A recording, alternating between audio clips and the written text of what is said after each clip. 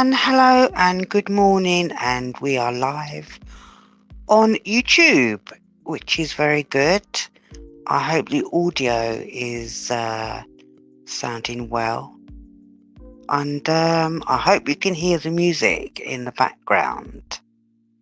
We are here today or this morning to discuss foodie beauty or any topic that you like to talk about. I really hope someone pops in and says hello. I really do hope you like the background. It's very colourful and you can hear the music very well. We have one viewer. Hello, one viewer. If you'd like to comment in the chat so I can see who you are. But if not, it's okay. You can stay on the outside. I hope the audio is fine and coming through very clear and you can hear the music. I hope it's not too loud or not too low. But if you want to talk about Foodie Beauty and her shenanigans, then type away in the chat. You are welcome to. I hope everyone is having a good day or morning, afternoon, evening. Currently in the UK, it is 5:35 a.m. Hello, Tara. How are you? And thank you for popping in. I hope you are well, wherever you are in the world. And I do hope you like the videos that I'm uploading onto the channel. It's a new channel. I think it's coming up for 2 weeks now. And I appreciate everyone commenting on the videos. Hello, Michelle. How are you? Oh, great. The audio is fine. And you like my channel. Thank you very much. I'm really happy that you find it very funny. You're in British Columbia, Canada. Wow, that's a long way away from me. I'm in London at the moment. Well, I'm always in London. But Canada is just way across the ocean. And you love my channel. Thank you. That's very good to hear. I'm making videos for everybody. And you're in New York. Wow. How's it in over there? Have you got snow? I heard you had a big snowstorm.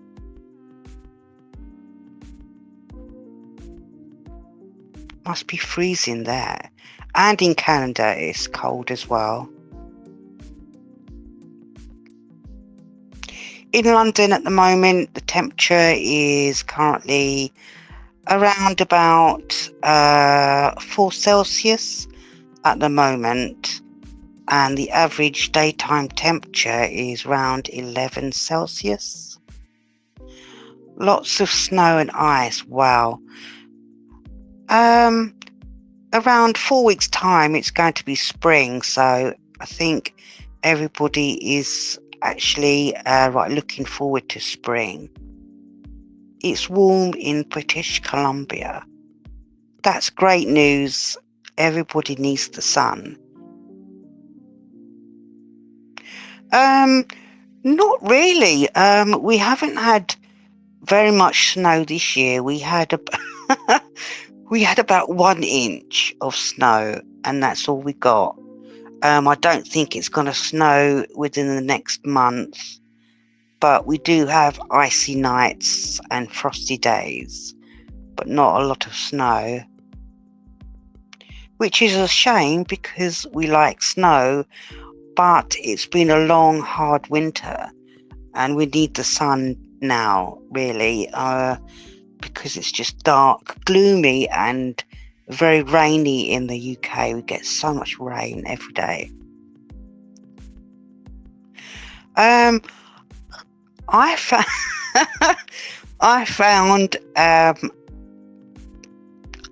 I was listening to a reaction channel in 2018 2020, and I found her on a reaction channel. And I was thinking, to myself, why are they talking about this particular person, this funny? So I checked her channel out, and I couldn't believe her as a person. I watched her first and I thought, yeah, she may be okay. But as she increased, her videos got extreme, and she was just so open, and she was talking about her life and everything in her life, her personal life. She was showing her home. It was ridiculous. And as the years progressed, it was like, wow. Until this stage, you think, my God, what is she doing? It's incredibly insane. I think everybody agrees that she is just too much. She's funny in a stupid way, but she thinks she's really serious, and she thinks her channels matter, and her Kick channel and her Twitch and the YouTube and everywhere else. She thinks it's so blown up famous, but all she gets is trolls. I think that's ridiculous. And her channel is not a niche. It's not a topic that you'd be interested in. It's a topic that you'd watch and listen to when you have nothing else to do, which is hilarious. I just don't know if she believes in herself everything is correct in her life, because it's not. We have all watched her for quite a long time. No, this is my second channel. I've got a history channel going, and it's all to do with Tudor history, which dates from the 1500s until 1590 until 1603. It's all the history. I've just started that channel about a week ago. I did have another history channel, but it just all went wrong. So I deleted it all and started again. I've got all my videos on backup, so I'm slowly increasing the videos on that channel. So I've got my Tudor Times channel, and I've got the Feasty Beastie channel, which on the channel that I'm on now, which is doing really good. And thank you for everyone who has subscribed and comments. It's really interesting. Thank you very much. I do appreciate it. Wow, that was so much speaking. But I do love talking, especially now people are in the chat, listening. So is the audio sounding fine and everything on the screen look okay to you? I hope so. I have got one video to upload on the channel this morning, but I thought to myself, I will get into making a live and see what happens. And it's so good that I found this background, because it goes with the channel. Them whirly things, the yellow, the pink and the green. It's quite cute. Everything is fine. Thank you, Michelle. I'm glad to hear it.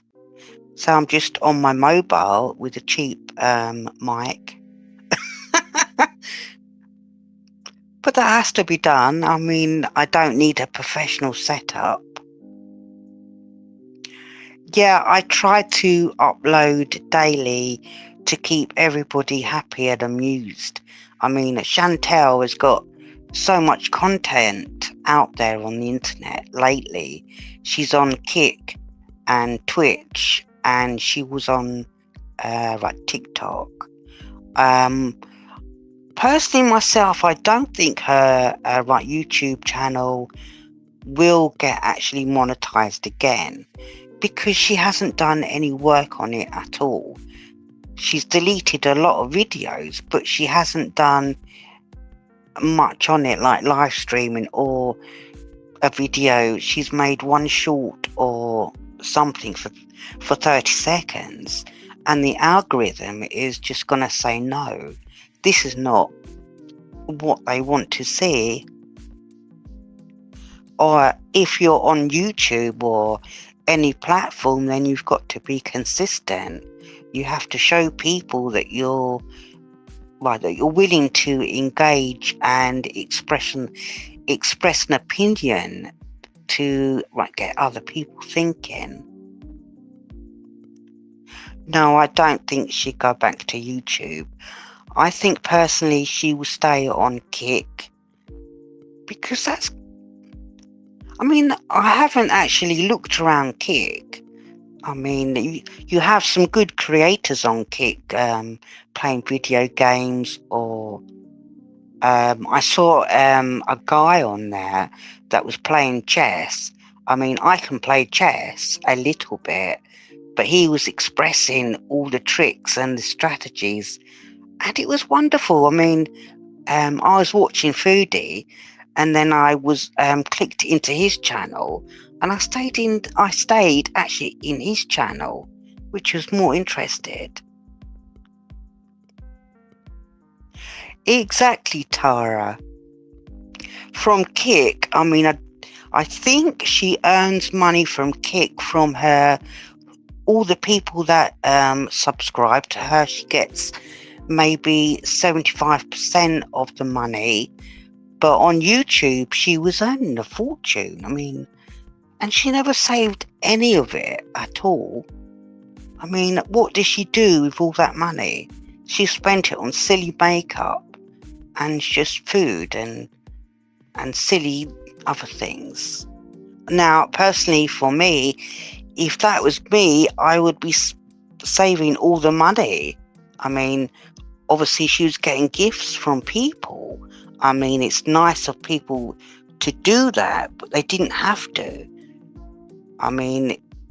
If that was me, then I would give those gifts to charity or some kind of cause, because she was earning so much money. I don't know how much she was earning on a video, but she actually lived good. Hello, Struggling, how are you? And welcome to the channel. Exactly, she ignored every warning from YouTube, all the emails and the terms of service. She knew what she was doing wrong, but she did it more just to spite people, to spite the face of people that were talking about her. It's crazy. 6,000 a month. Wow, that's crazy. That's really crazy. Logically, if you was earning 6,000 a month, then you would half it and save 3,000 and spend not even 3,000 on everyday things. You'd cut it into quarters and split it everywhere. But no, Foodie wanted to spend it all. I'm not sure how much she can make on Kick. I don't think it's that much, because she gets the money that from all the subscribers, which is about 75%, and Kick takes maybe 25%, 10%. I'm not sure. But she was earning more on YouTube. Yeah, I would feel absolutely a millionaire with 6K a month. That's enough. If you live basically like a lot of people do, then 6K, in a year, that is a huge amount. And she did say that it was all gone. At one point, she said she had no money at all when she come back from like Syria, and she was waiting for the funds from YouTube or Kick if they paid her. But how can someone spend all that money in that short time? Are they a bit stupid? I mean, you would have the ability to save, wouldn't you? I don't know, it's crazy, but she may have gave a lot of money away to people at that time, you know.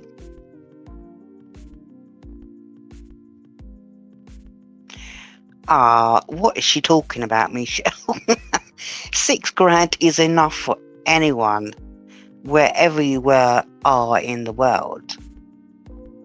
But Chantel loves money and she wants more and more and more. And that's all she thinks about is money, views, and people online. There's nothing else. Yeah, to Salah as well. I bet she gave him a fortune.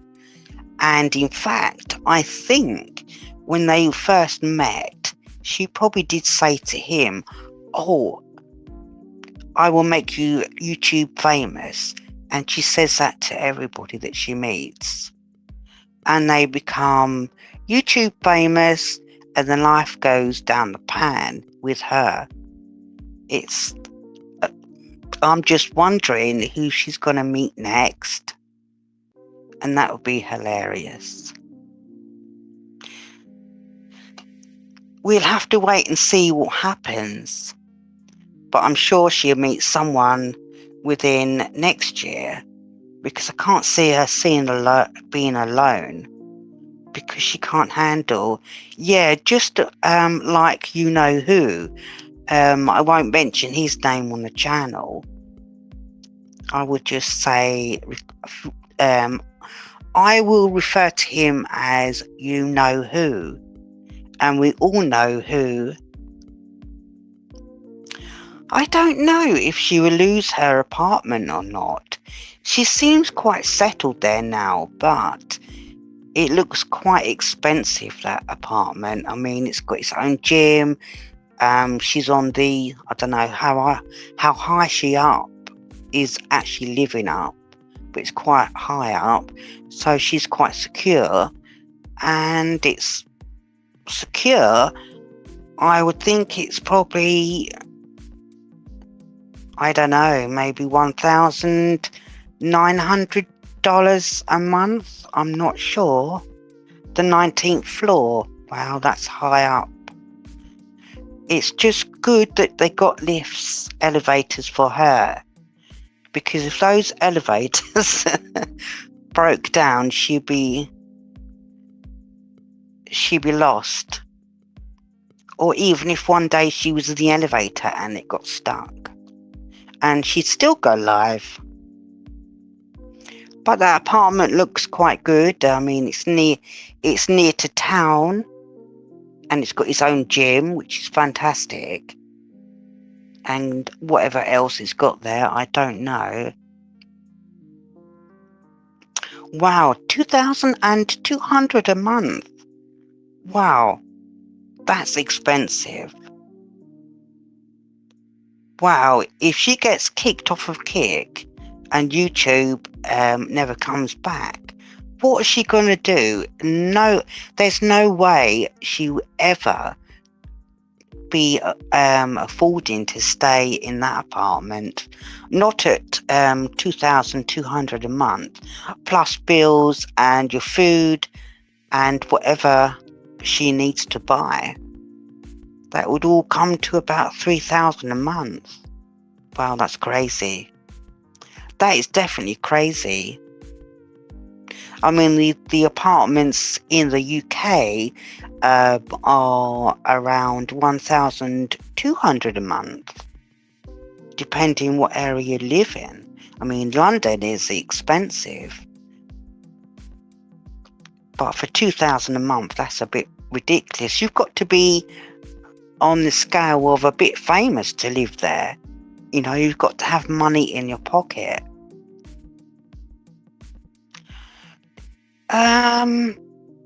Back to Syria. Well, I don't think she's got anything to go back to. She said she was married to Salah, but was that ever true?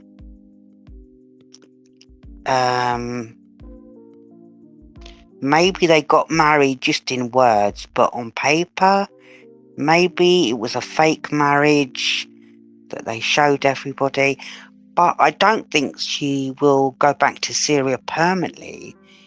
And I don't think she'd even go there for a visit.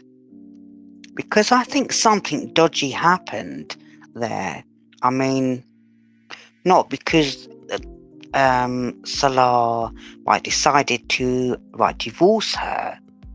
Because if you think about it, they are still talking at the moment. I mean, she's raged about it.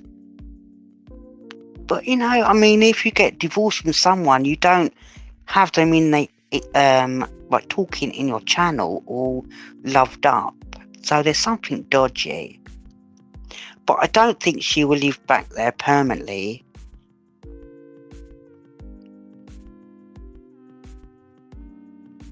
Oh, it's a 2-bedroom, that apartment, really? So was Pete's going to move in then? Into her apartment? Which he decided that he wasn't. And he actually used his mind to say, no, I'm not moving in with her again. So I wonder if she get a lodger, and maybe she will ask, you know who?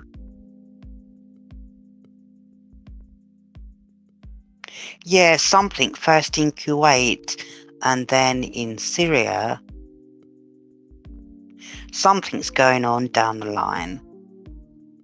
But it's easy to work out. I mean, she gives away so much information, and she always tells on herself. I mean, she always says something to rattle everybody's feathers. I mean, I don't actually watch her personally for hours and hours a day. I mean, I couldn't do that. I mean, my brain would just turn to mush. I only go and watch her channel for maybe 10 minutes, and that's enough. Hi, Pamela. Sorry, I couldn't say your name. Pam. Hello, Pam. Yeah, she can never keep a secret. She always tells on herself. It's hilarious. I mean, she cannot keep anything secret. She wants everybody to know what's going on in her life. And she can't go outside without filming live. It's like tonight, she went out on her scooter, which is very small. It's the incorrect one for her weight and size. I mean, it's going to break one day. But she can never keep a secret. She's always telling something different about her life. Even if she doesn't want someone to know anything about her, she will always say something that she can compare it to, like so and so, or she will give an opinion, and she's talking about herself, which is nuts. Yeah, she's always getting mad. I mean, if someone speaks out against her, her face, or the way that she's not achieving anything, then she get mad. Why? I mean, she cannot take anybody being critical about her. I mean, people are giving her ideas and things to do, but she's saying, no, I'll do it all my way. It's crazy. Hello, me again, Fox. Hello, Megan. Hello, and welcome to the live stream. Chantel is always getting mad over everything. Men, schedules, her makeup, her red lipstick, the way the way her food orders come through, people online. I mean, why is she this way? She cannot think positive, and she's always complaining, and she doesn't like anything at all. I mean, is there a person like her on this earth? No. Oh, you do? Thank you, Megan. I'm glad that you're here in the channel. I'm just waffling. So if I go off trail of thought, it's okay. Yeah, she's definitely miserable about her life and herself. And she's very miserable with how her experience online is going. I mean, her content. I mean, she obviously goes live for maybe 5 to 6 hours a day. And you think, what is she doing every day? I mean, ask yourself, could you go live for 5 to 6 hours a day constantly? That's just ridiculous. Oh, thank you. Thank you. I'm trying my best with videos. And Chantel is just like the gift that keeps on giving. She's very pitiful. I mean, she has got very worse over the years. I mean, when she was with, you know who, I mean, at the trap house, etc., that was just the funniest ever. I mean, she never hid anything from anyone. It was constantly online.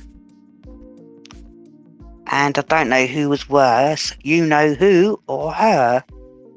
But that was a raw episode of events happening. The gift that kept on giving. Hilarious. Yeah, there's something definitely. I think she's gone online for too long and she just goes live and there's too many people trolling her and it's got into her brain where she thinks people don't like her or she wants to outstage other people online all the time and she's scared of losing the limelight. She's so scared of doing that.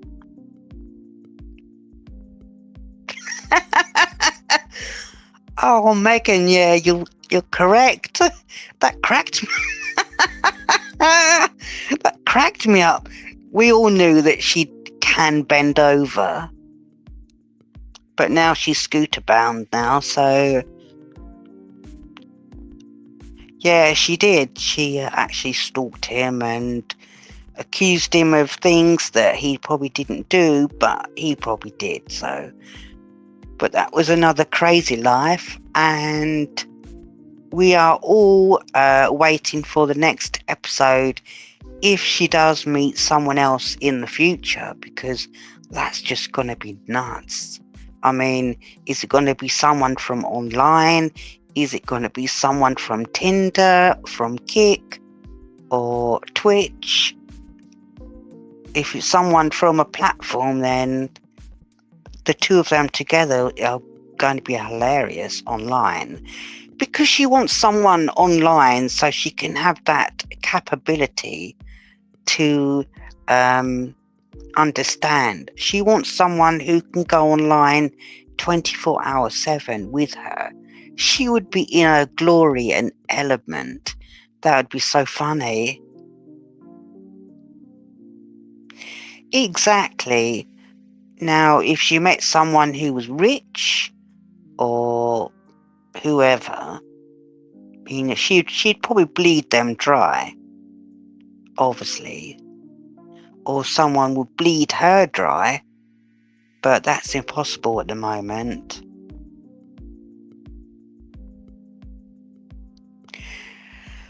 But she has got worse since she lost her YouTube channel and went on to Kick, because the content wherever she goes is the same. I mean, every platform, Kick, YouTube and Twitch, it's just all the same. She's lying on her boneless couch, just talking about nothing relevant. Anyway, there's not a topic of discussion or education, and she doesn't give out opinions. The only thing she throws out is opinions that is in her way only. I mean, if someone talks against her, obviously they are called a troll and then they're blocked. I saw someone subscribe to her and they said something and she blocked the person after paying a subscription. I mean, obviously that person is probably mad now. Exactly, Michelle. Rage, eat and talk about food. I mean, she was banned from obviously her YouTube channel because of her food. She was abusing food online, and it's not safe for people to see, because other people will see this behavior and think it's appropriate and they would copy her, and it's all the wrong advice, and she was just eating and eating and eating and eating. I just can't imagine that she didn't explode. I mean, it's just too much.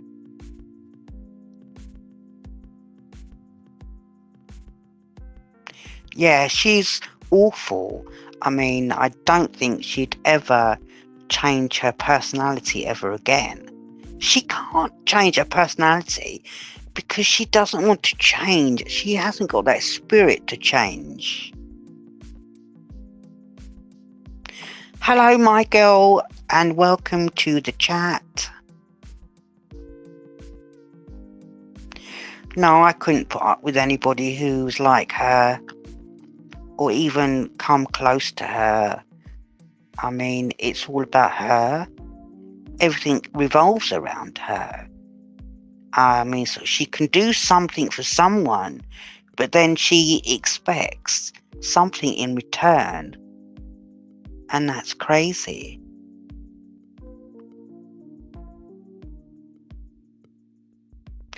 Yeah, she is. She's got a very spiraling, repulsive mind.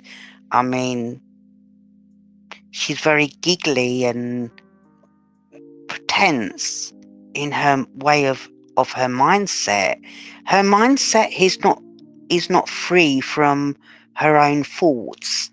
She thinks she wants to be forward in life, to be the one that's in the limelight, to be noticed. She thinks she's high up or powerful, or she's someone that completely different with a good personality. But no, she isn't. I find her quite dim. Like, there's nothing in her brain, there's no lights on, or there's no spark to set off an idea where it can grow. Hello, Yorkshire Boomer, sorry. Good morning. Yes, I'm new here as well. I don't know, maybe she was married in words only. I don't think on paper. I mean, obviously she did say she got married in Kuwait, and she had that scroll of paper rolled up under her arm, but she didn't actually show it. I mean, I don't think it was a marriage paper anyway.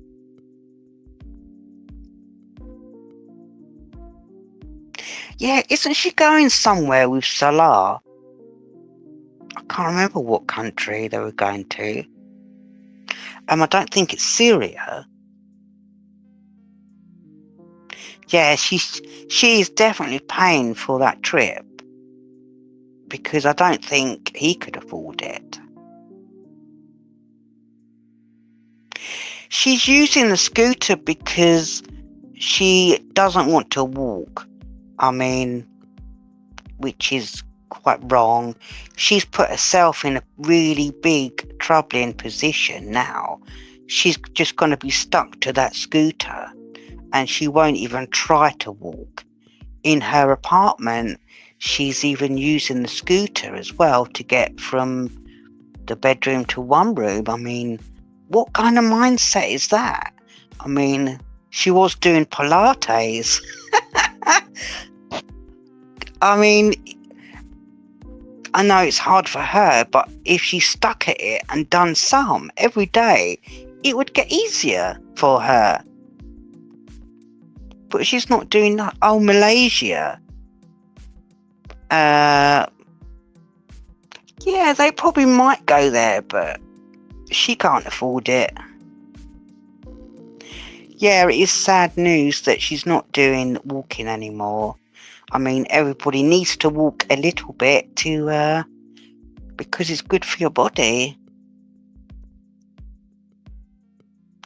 Oh well, if she hasn't announced the right destination, then it's all talk. I mean, if you're planning to go abroad, then you obviously know where you're going.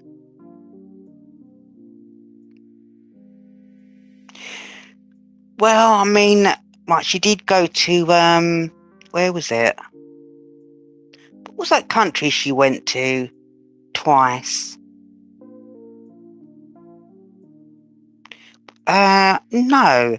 Well, was it the Philippines? Or one of them countries anyway? Or was it Malaysia? Yeah, and the treadmill. Has she still got the treadmill?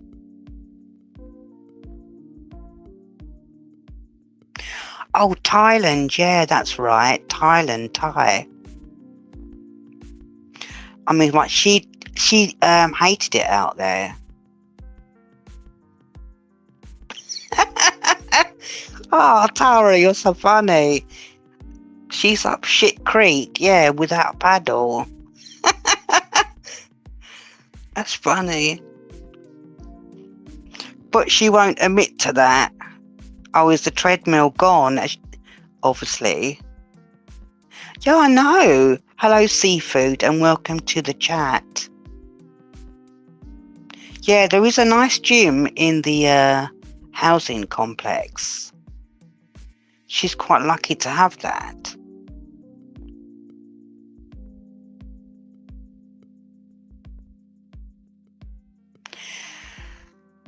Yeah, I mean, I can't make sure what I really think about her life. I mean, it's spiraling out of control. I think it's going to get worse, actually, since she's come back from since she's come back from Syria. It's definitely got worse. And she's becoming very hateful towards everybody, but she only loves a few people online. I don't know how much she weighs, but I think last time when she was living in the villa with Pete, I think she was 320 pounds. And she kept weighing herself. And I think I heard along the lines that the scales were rigged.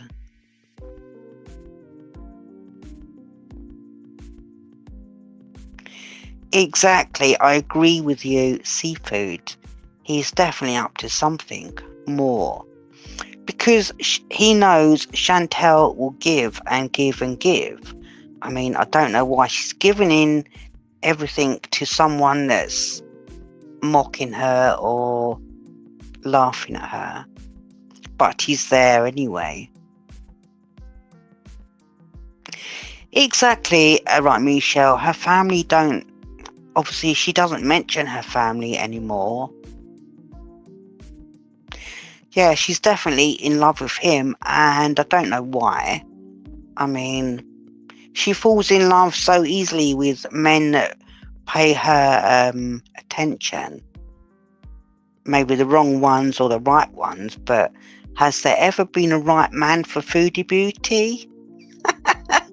No. I mean, so BB, he was a nice, polite person, and he was obviously one of the intelligent person because he didn't want to go online.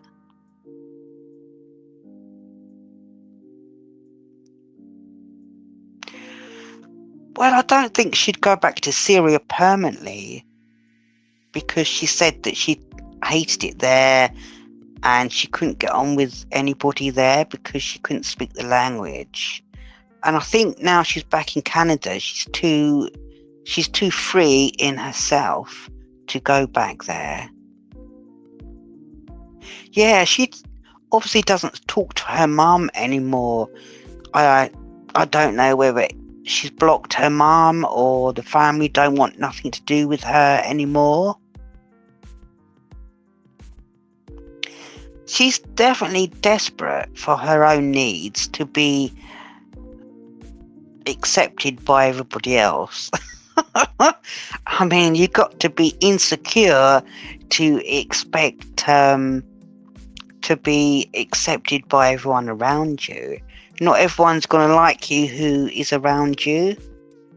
I mean, the way that I think, I mean, if someone doesn't like me, then I do not care. As long as I like myself and my life and what I'm doing right is correctly in myself, then yeah, it's okay.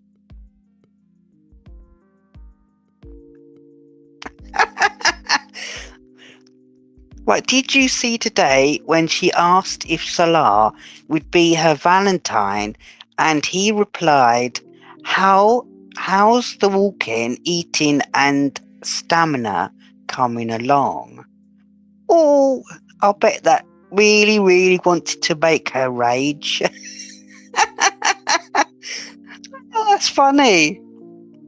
Can you imagine? Oh, a girl, Chantal. Oh, will you be my Valentine? I love you so much. And he replies, how's the walking, eating and stamina? Sorry, I was just getting into one there. Can you imagine that? Obviously she loves him and she wants him to love her, but he comes back with a routine. How is your eating, exercising and doing this blah blah blah? Nothing about Valentine or I'm really sorry honey, could you be my Valentine too, kind of thing. I mean, and if Chantal doesn't take that as a hint and to say no, then she's a bit dippy in the brain. Exactly. I mean, Salah probably looks upon Chantal as not probably as someone who cannot carry through what they say.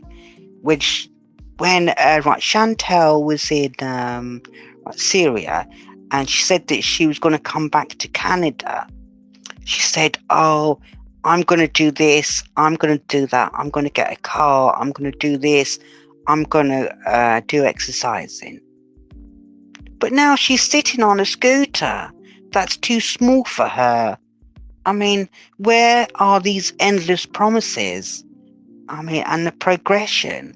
She's done nothing. She's turned her life upside down into zero effect that she wants to be sitting online. And did you see her posts on her schedules? All this live streaming throughout the day. It's, for example, 1 p.m. to 6 p.m. live on Kick, a few hours on Twitch, and then the most funniest thing of all was on a Sunday. Sunday was 4 hours cleaning, and I thought, no way. I mean, not even a normal person can clean for 4 hours and then stream again in the evening as a chill out relaxation. She's just talking shit.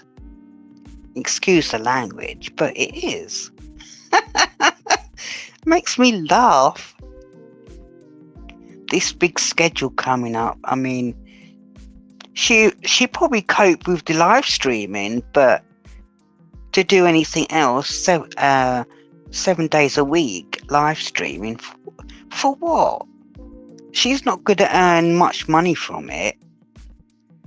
If she was live on YouTube, then yeah, fair enough. I would say go for it. But she's trashed YouTube completely. Yeah, she's ridiculous. And her future, I mean, she probably doesn't even think about having a future. She's just living from week to week, day to day, live streaming. That's no plan of action. I mean, what has she got behind her apart from online streaming? I mean, can you imagine if we all actually woke up one day and the whole internet was gone and we turned on our phones and we tried to connect to the Wi-Fi and it was just all gone? What would she do? She would just go absolutely crazy. Yeah, she will never do Ramadan and fasting because she's never done it. Well, she thinks she's got friends online, but I don't see any friends. Maybe she's got a handful of friends on Kick, but they are only watching her because obviously not to support her, but she's there. Obviously they give her money, which I don't understand why. I mean, have they got money to burn? That's just crazy. I think, yeah, she's got a mom and I think she's got a sister and a few cousins, but I'm not really sure about her family. The word fasting makes her want to eat. Exactly. But she'd probably do fasting and drink water only. How old is Chantel? She's 42, isn't she? I think she's 42.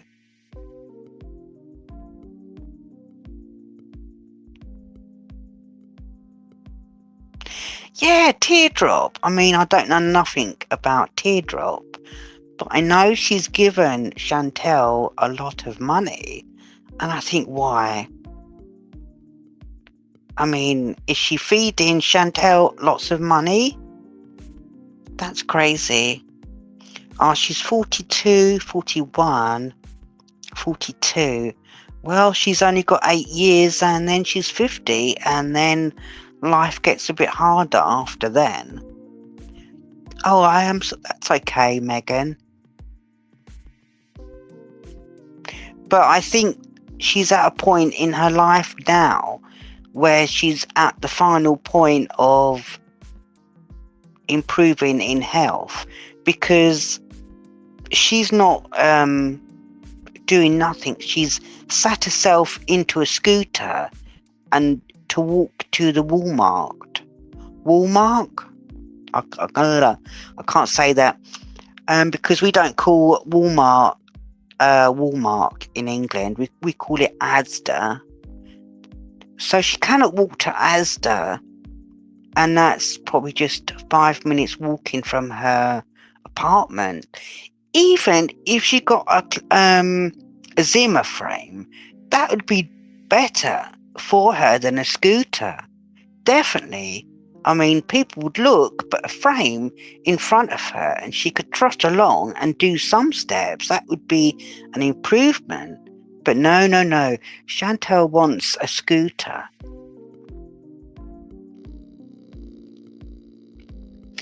Oh, well, if that is the case where Teardrop has some issues as well. then something should be done about that. Because if she's given all her money to Chantel, then that's wrong.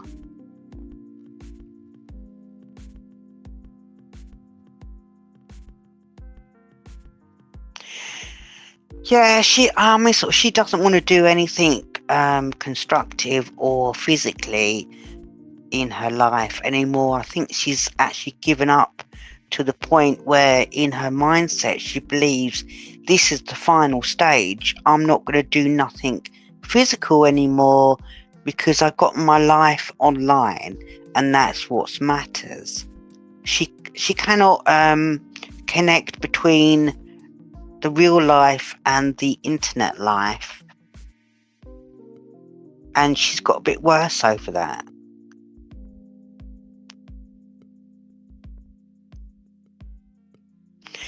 Exactly. I'd like to actually have a supermarket right on the doorstep. I would be over there every day, just walking around, having coffee or just walking. That's so close. But when Chantel goes out to the supermarket, what is she buying? She's stopping in the food court to eat rubbish, and then she goes around on the scooter to have a look for more rubbish. And I've never seen her eat fruit or vegetables. Not even one banana, orange, a pear, an apple. It's rubbish.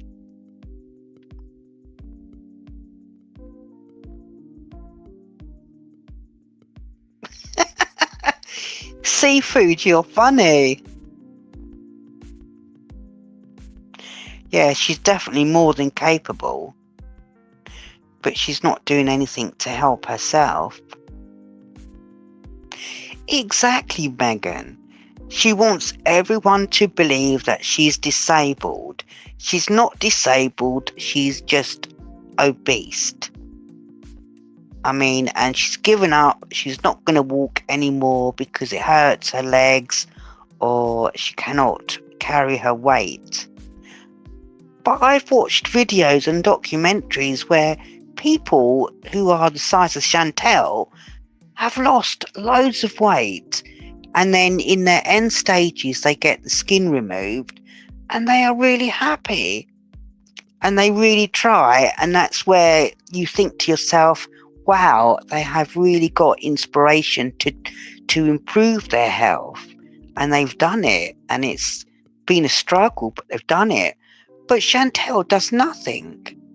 I mean, she tried to do Pilates, which was probably really hard for her, but she can still do it. She's 42 years old. She's still got that mentality and physical strength behind her to do it, but she can't because she's lazy, because she wants to be a beast. She wants it because she wants everyone to feel sorry for her. I mean, if Chantel was skinny, then she wouldn't be popular on the internet. Even if Chantel was skinny, well, her personality would still be horrible. So I don't know. In Chantel's head, there's so many dark corners and confusion, and she doesn't really understand herself and what she wants or where to go, and she hasn't got a plan of her own. She stays within a section of other people to guide her. It's like, for instance, she was asking her audience for a plan, asking them of ideas for content. And I'm thinking to myself, if she hasn't got any ideas, then her mind hasn't got any structure to work out anything that can be interesting, or she's got nothing to give other people. I mean, everybody gives something out. But if she's asking for input and saying, what can I do? Then that is just like, I mean, you ask people for ideas and you ask people for feedback, but you don't ask people to say, okay, right, give me all your ideas so we can do something.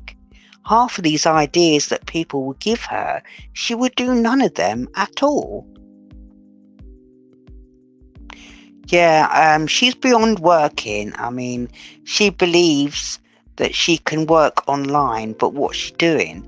On every platform, it's the same kind of streaming everywhere.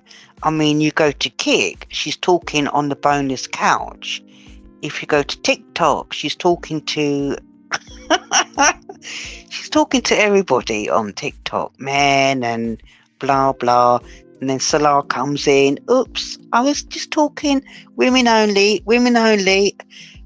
And then she goes to, well, she hasn't been to YouTube, and then it's the same thing there. I mean, people who support her, they are expecting to give 3 sets of subscribing and 3 sets of gifting, and plus all the other stuff as well. That's 3 times a bonus to Chantel. Yeah, I agree with you, Megan, as well. She does idolize being idle. She probably likes it because she can obviously get pity and everything. You know, for instance, today she was out on a scooter and people were opening doors for her, people were apologizing, and these people don't know that she's not disabled. She's just too obese and she refuses to walk. I mean, if people knew that, it's almost like forgery, fooling the public. That's crazy. That's something psychological going on in her head. It's just not right, is it?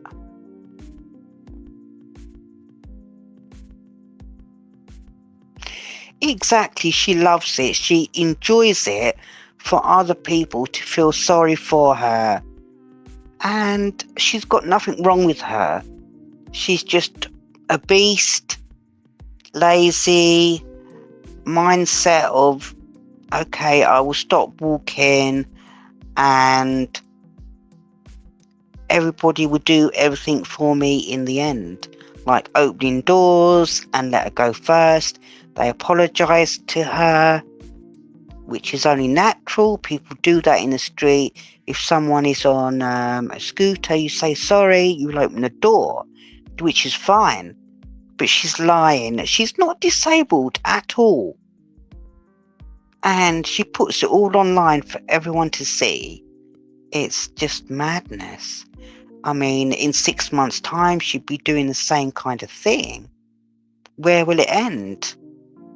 She will always do forever the same thing.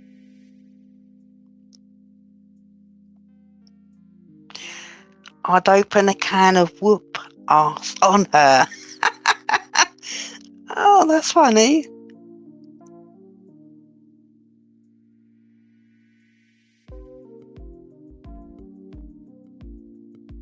Yeah, she does come across as seeming to be entitled to everything. Entitled to people's reaction outside, where she's scooting on the road, where other cars are. It's not right. I think it's illegal anyway to go on the road with a scooter. I know it's illegal in London to do that. I mean, if you'd done that in London, you wouldn't be around for too long, unfortunately.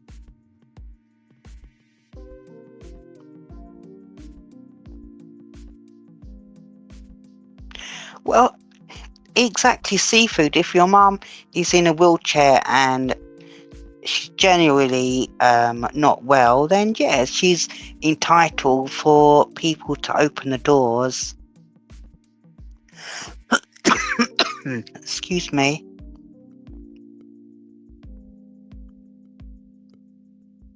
Really, Michelle? She almost got hit. Well, that's going to happen one day, or something like that's going to happen, especially on the roads where it's going to be icy and gritty. I mean, that scooter is too small for her. One day it's going to topple over, and that's going to be it.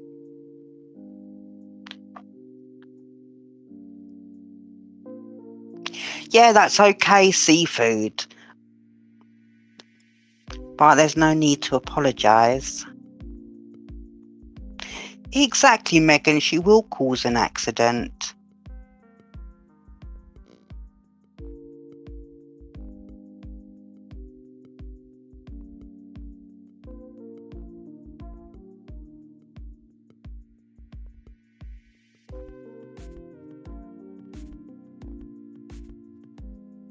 Oh, I'm back there. I just had to mute to cough. Exactly, she will cause some kind of accident in the street, not to herself, but to someone else as well. She's been very irresponsible. I mean, who actually goes on the road on a scooter? I mean, I haven't seen anybody in London on a scooter on the road. It's, for one, it's too busy. One, it's very dangerous. But Chantal, oh no, she goes on the road because she thinks she's entitled to it. And those sidewalks are obviously clear.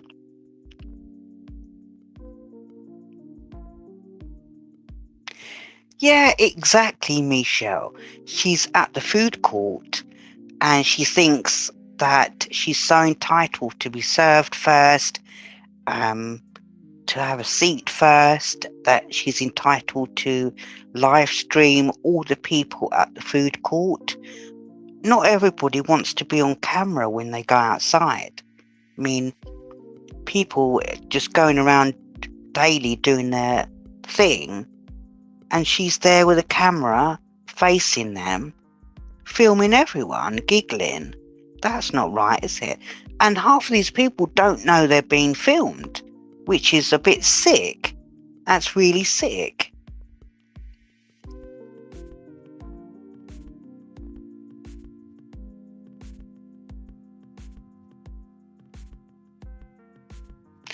Yeah, she is nasty.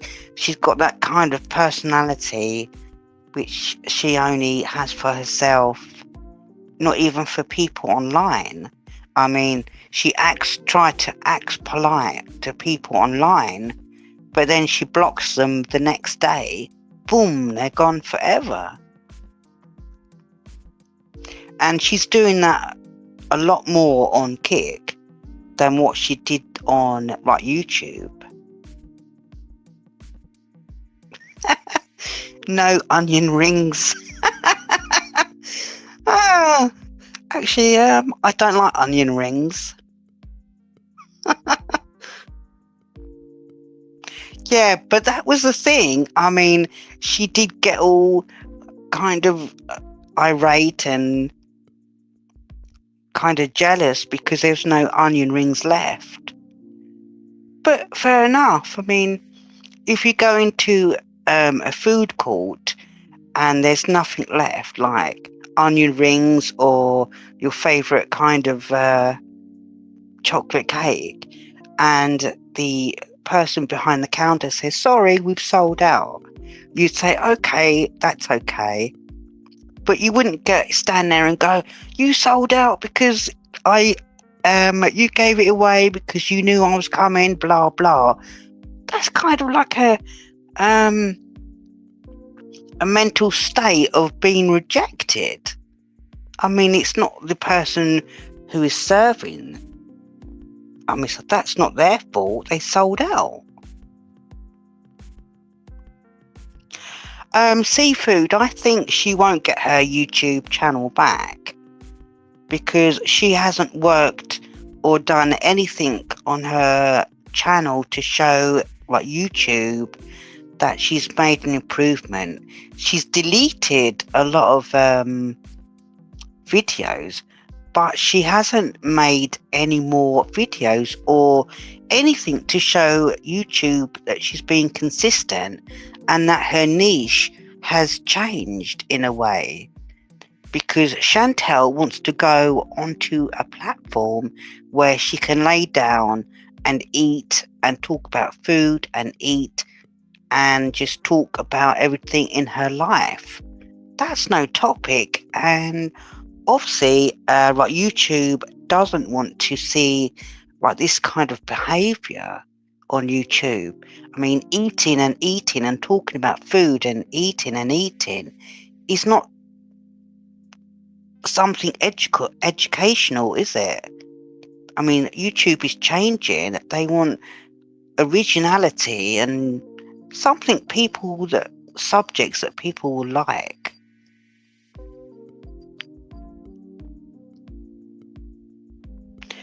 I don't know, the world of Chantel, I mean, what do you guys think is going to happen?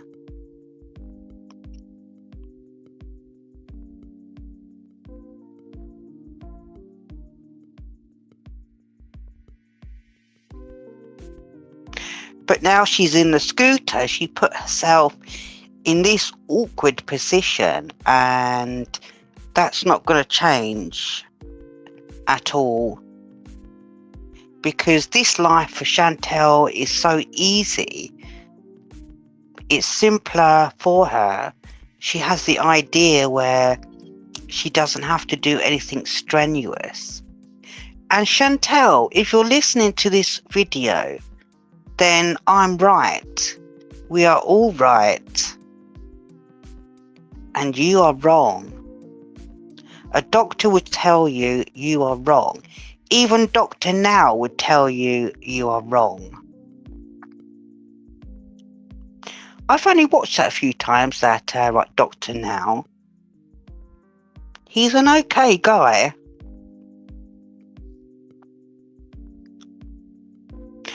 But I have been watching 90 Day Fiancé.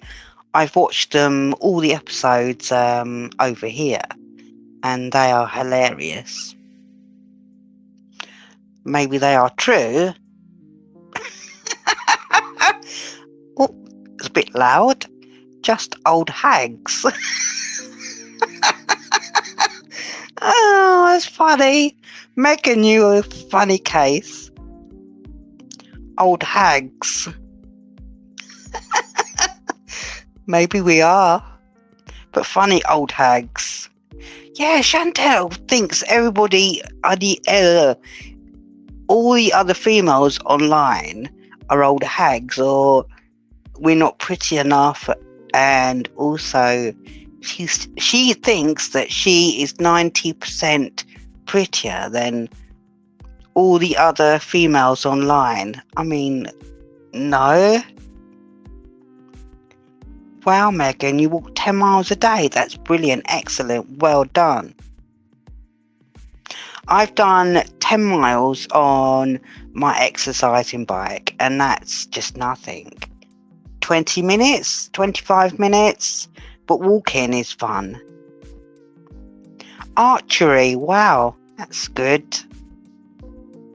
I tried archery when I was a kid. I think I was about 7 or 8, and that was interesting. You draw back the bow and you think, wow, the arrow is going to go straight to the center of the board. Archery has been going for years and years. Almost 800 years.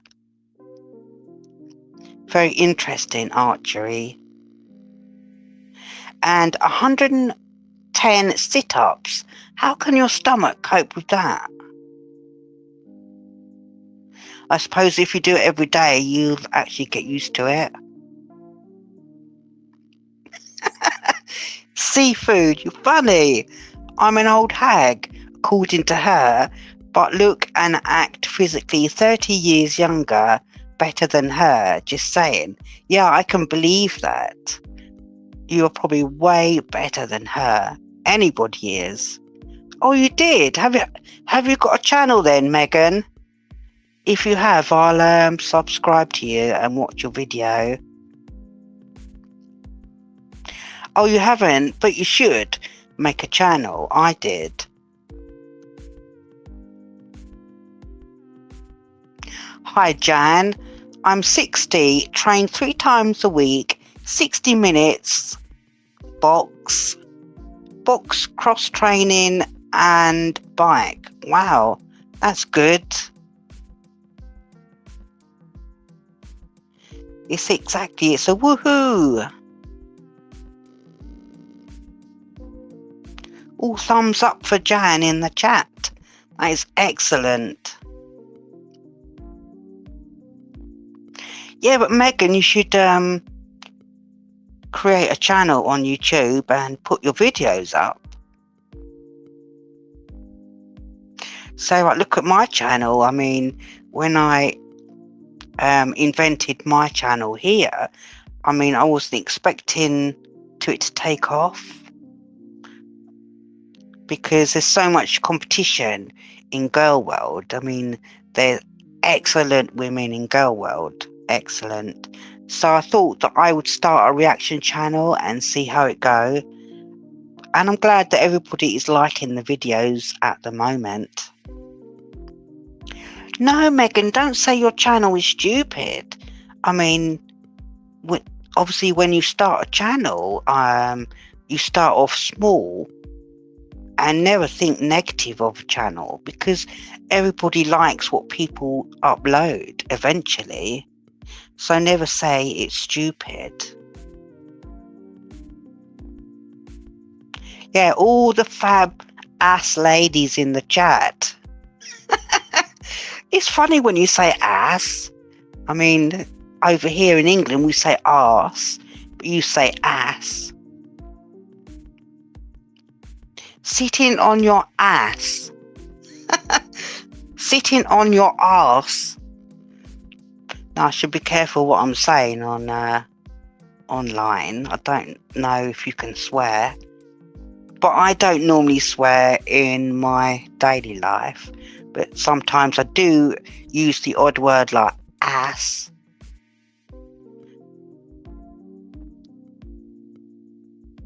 Oh, Megan, I'm sure you're not that old. You seem like a very nice person.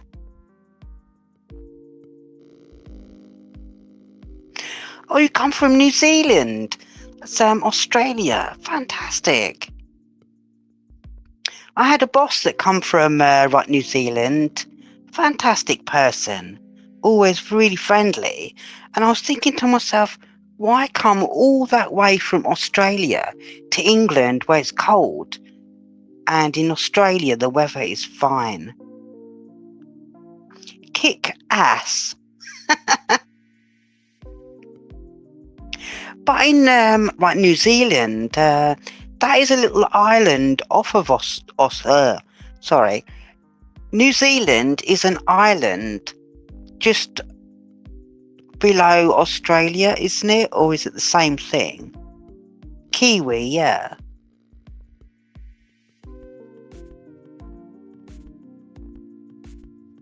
Oh, you come from Wales. That's not England, is it? Wales.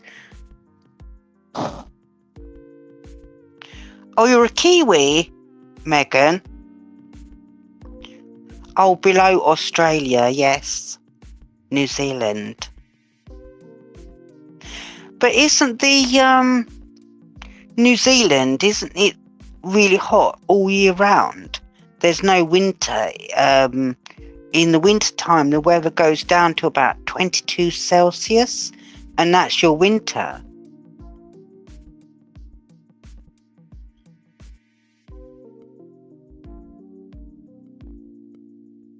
In England, it's just atrocious with the rain.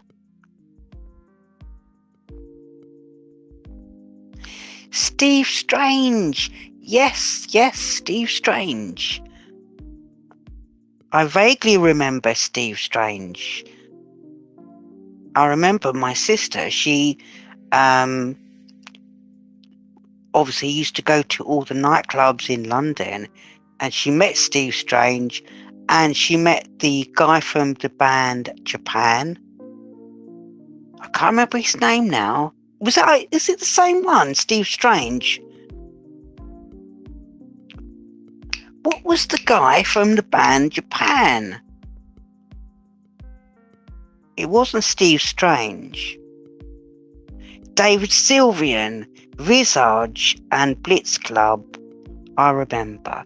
I can remember vaguely, because I can remember my sister. She was into all that music. New romantic kinds of music. David Sylvian. He had a really nice voice. If you obviously search him on like YouTube, then you find him. David Sylvian, Japan. He looked just like a woman, but he wasn't.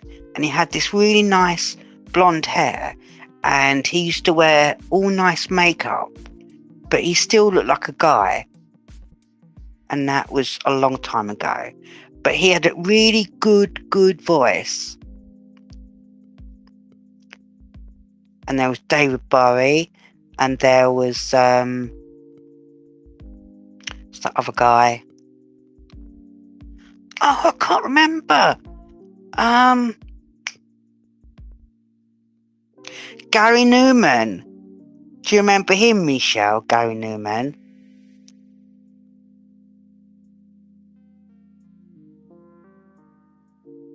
Yeah, Duran Duran as well. I remember those. God, that was years ago now. We are all old. we are all old hags. But no, we're not hags. We are still beautiful hags. Oh, is he still going? Gary Newman is still going. You had Gary Newman, Japan, you had David Bowie, you had Steve Strange, you had Boy George. Who else? I was quite a fan of Boy George, actually. You never seafood, you lucky. You saw David Bowie in concert in the 80s, you lucky thing. Wow, I'd love to see that. God, he really, he went all that way to New Zealand to play a concert. Wow, you're lucky.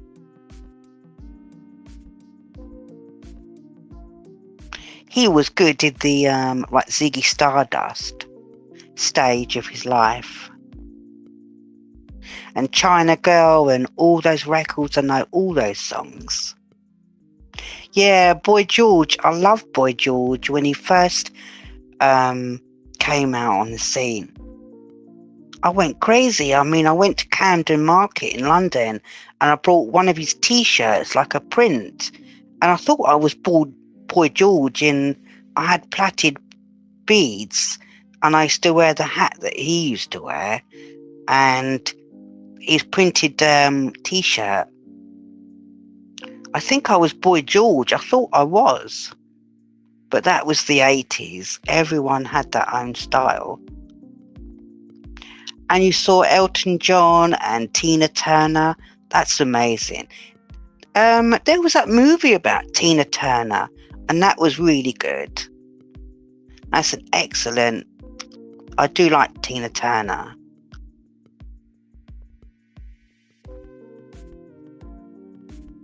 Yeah, Boy George in the beginning, when he first came out in the early 80s. I mean, his first song, I'm not quite sure what it was called, but it hit the charts. Then everybody started dressing like Boy George, the hat, the braids, and the t-shirts, the printed t-shirts, and all the makeup. And also, I mean, in London, so you used to see guys wearing makeup, mascara, lipstick, blusher, eyeshadow, doing all their eyebrows, and they had hairspray all in their hair. And in the 80s, it was all big hair and just loads and loads of makeup. I mean, I remember, I had big hair, lots of makeup, and we used to spray our hair with so much hairspray, it was actually solid. But it never fell out, never. Fun days.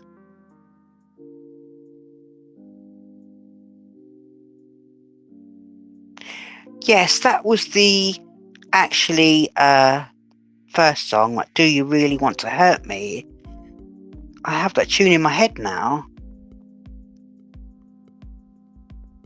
No, Boy George was good. I mean, Duran Duran, think of the other bands in the 80s.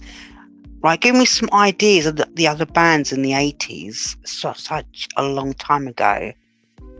Duran Duran, Boy George, Tears for Fears, and there was Madonna. She made it big in England, Madonna. Right, can you name me some 80s bands? The Rolling Stones. Let me think. And there was Whitney Houston, Cher, David Bowie, Duran Duran, Tears for Fears, what else? New Order, Bon Jovi, Guns N' Roses. I loved Guns N' Roses and Bon Jovi, and there was Heart. They were the actual girl band called Heart. They were good. Michael Jackson, the Thompson Twins. Oh my God, yeah, I remember those. Prince, and there was also two Scottish guys who wore glasses, and they're still going today. Yes, that was another, like Dexys Midnight Runners. I remember those. The two Scottish guys, what were the names? What were they called? The something Twins, the Bangles, Tears for Fears, the Proclaimers. Yeah, I remember those. They good songs. Two good Scottish guys there. Very, very good. Right, The Cure. Yes, I remember The Cure.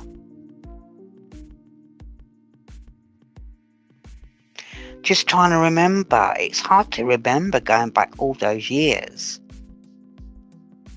Men at Work, Down Under. Yeah, I remember those. Daryl Hall and Oates, The Cure, Madness. Oh my God. And the Specials. Yes, they were good. Madness were good. And the Specials. Right, let me think of the female ones, artists. I'm not quick on remembering all those years ago. Underground, Wang Chung. I can't remember that person. The Commitments, remember those. Right, Dr. Dre. The Underground, Dire Straits. Yes, I remember those.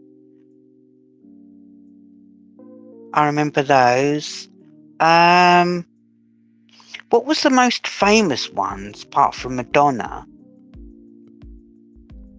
Ooh, let me think. Joan Jett, Nina Hagen, Janet Jackson, Bananarama. Oh my God. The Cult. What was the other band? The guy with the blonde hair and the dark roots. Kajagoogoo. Do you remember him?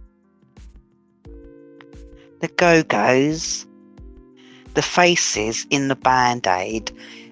Yeah, Live Aid. I remember that, Live Aid. the Bangles, Bob Geldof, the Boomtown Rats, yeah. Lamar, yeah, I remember Lamar. And they're still all going on YouTube. Their videos are still all out there. Guns N' Roses, Oasis.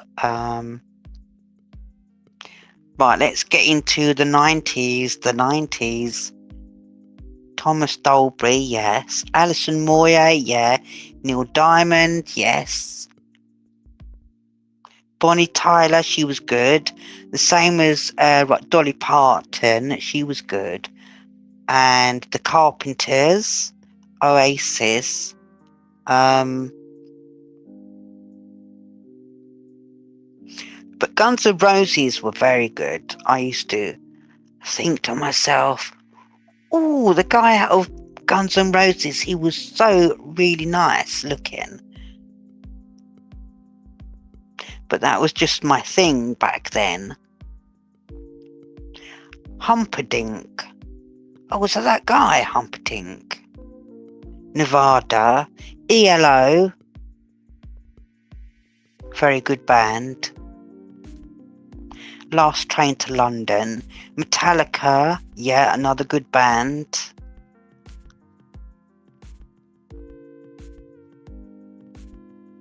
Metallica. Ozzy Osbourne. Poor Ozzy. Obviously, did everybody watch his last concert? Ozzy Osbourne. Bread. Axel. Oh, guys, you're really coming up with some good remembrance.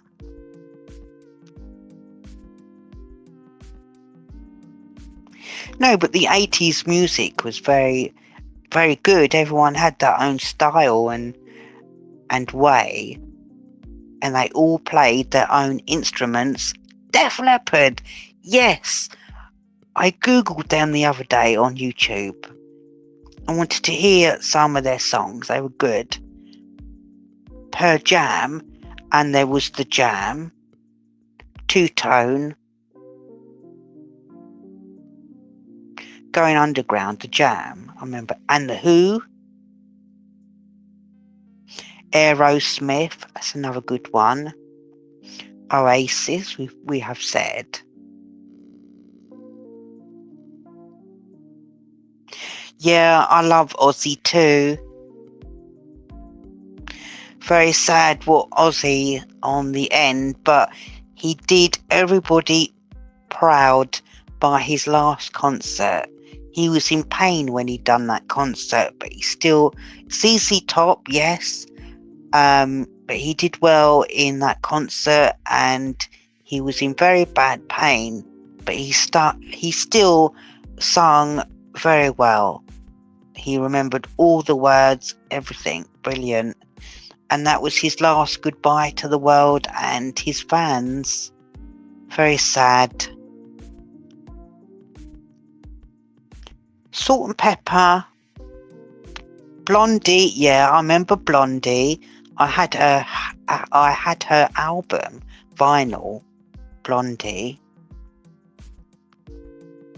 Yes, he did want to get up and dance around. He still had in his heart that he felt the music and the movement, and he wanted to get up and rock and sing and dance with everybody else. But he couldn't, but it was still in his heart to do so. Fantastic. We all love Ozzy. Rod Stewart, the Rolling Stones, Mick Jagger, The Doors, Go-Go Dolls. Don't think I've heard anything of the Go-Go Dolls. No, but it's funny, if you think of music from 20, 30 years ago, you think it's all changed. But then, back then, everybody had their own style and their own characters and their own way of producing music. And today, I mean, I don't listen to much music of today because I can't relate to it, really. Bon Jovi, Living on a Prayer. Good band, Bon Jovi. And obviously they're still going today, which is fantastic. Even like Mick Jagger, he's still going today as well. How can they still do it? But they do. Kiss as well, yeah, I remember Kiss. You was 12, yes, great. Going to a rock concert when you was 12, wow, that's fantastic.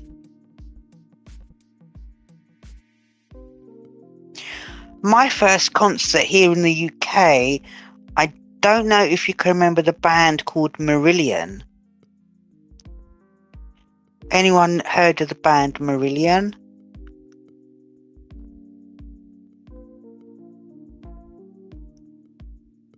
I think I went in, that was in 1987.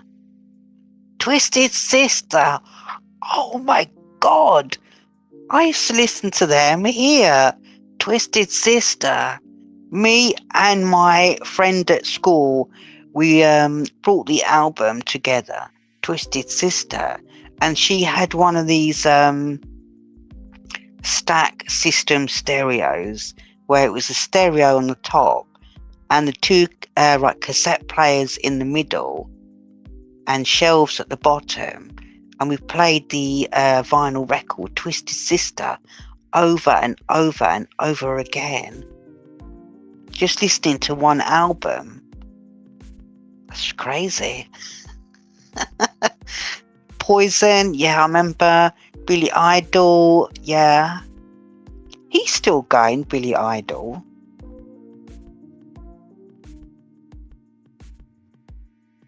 It's hard to think of remembering what all these bands were, but now you're saying them, it's easy to remember the names.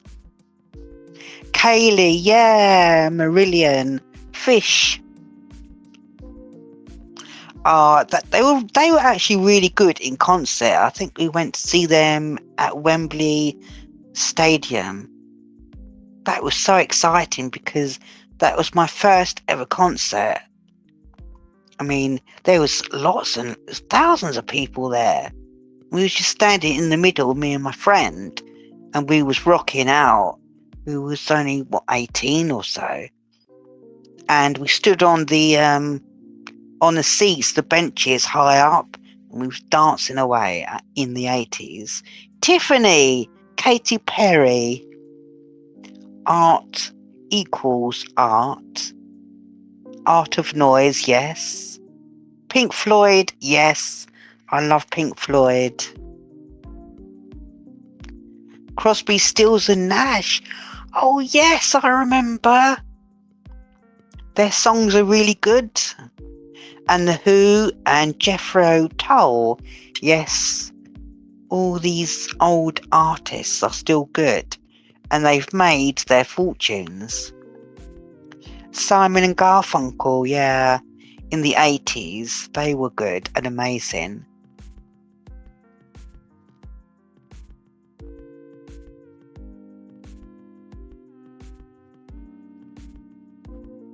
They were all good. They all have their own character and their own styles. Even the artists from the 70s, they ventured into the 80s and brought new songs and styles. Jane's Addiction, I don't think I heard of her. And you saw Simon and Garfunkel too in the 80s. Fantastic. Very good group as well. They were all good in the 80s. I mean, they went on stage and done what they had to do, and they're brilliant. Judith Priest, yeah, that was a bit heavy for me. I couldn't get into that. Janis Joplin, she had a good voice. A very good voice. The Karen Carpenter from The Carpenters. She was good.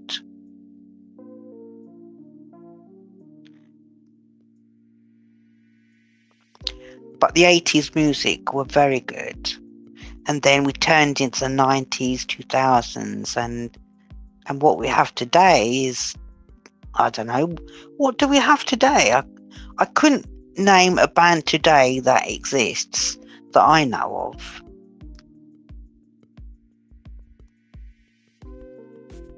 I'm not into any today's music. If I wanted to actually listen to an album or a music, I would go for Pink Floyd, Dark Side of the Moon, or Ozzy.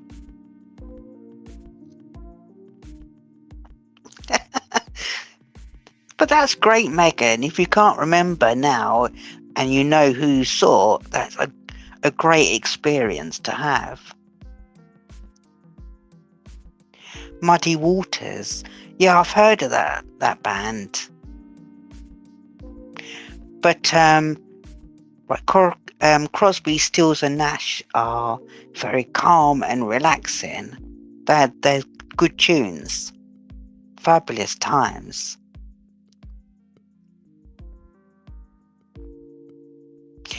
Well, it's good to talk about the 80s, and we can all actually relate to the same era. So we all got something in common. That's very good. We are all old. As Chantel would say, we are all old hags. That's funny. Makes me laugh. Boom boys, I saw the sign.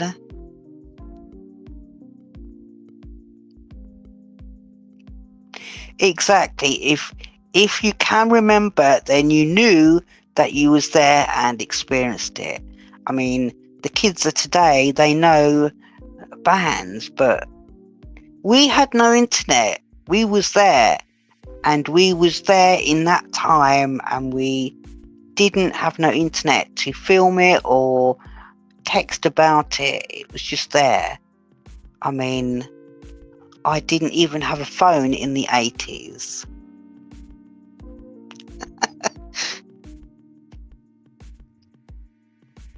Yeah, well, Foodie is 42. I mean, to a youngster online, she is considered very old.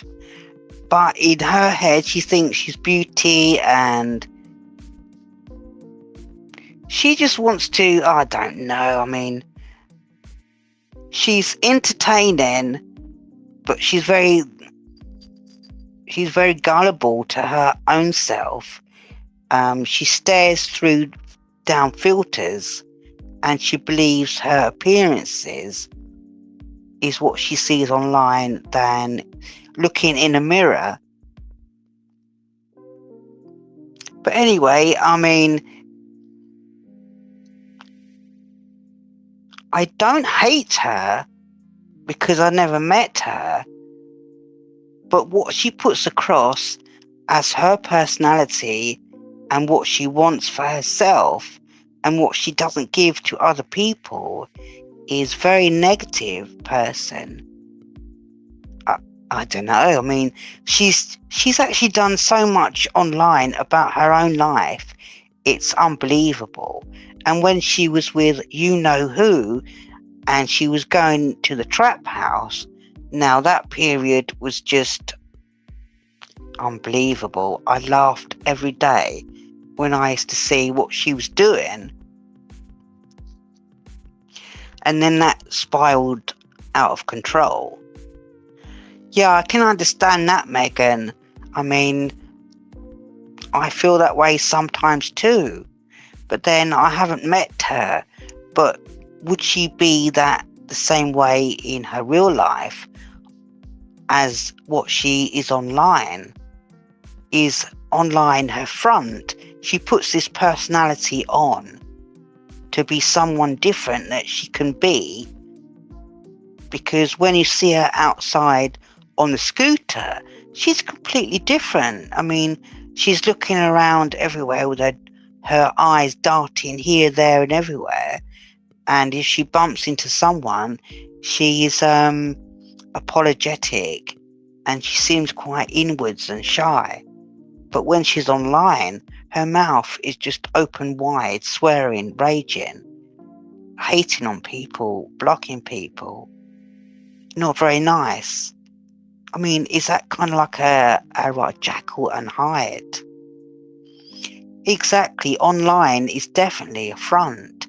I mean, she feels safe because there's a camera between her and her audience. I mean, it's weird because the audience can see her, but she cannot see us. So she cannot judge us for what we say because she cannot see us, but we see her. And we can judge because she's putting herself out there online for anyone to see. And we all know that online there's all different kinds of people of all different ages and all different backgrounds. Like, there's weird people, there's pervy people, there's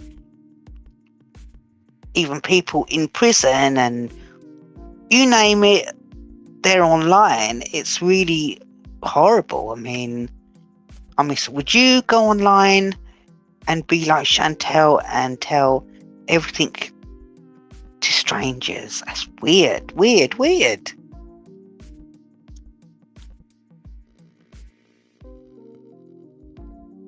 Yeah, she's definitely like a show off online.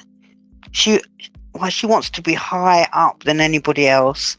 Any other female she doesn't like online, she puts them down, she calls them names, she curses them. And I think, why? I mean, why can't she just be adjusting to other people online? And then she could strike up many friendships online, but she doesn't trust anyone online. Everyone is a troll to her. Yeah, I mean, I don't hate her, but I don't like her personality and the way she's putting across her new life, as to say. I mean, she's living it the wrong way. I mean, it's obvious. I mean, she's raging. She's just, oh God, I cannot express what she's doing wrong, because we see her in a light that she cannot see herself, and she thinks she's right and we are wrong. It is like her. She's putting herself on display, like she's sitting in a courtroom and her audience is a judge and jury, and we can see everything, what people are advising her, but she's talking back like she's the only one in that courtroom that is right. It's unbelievable.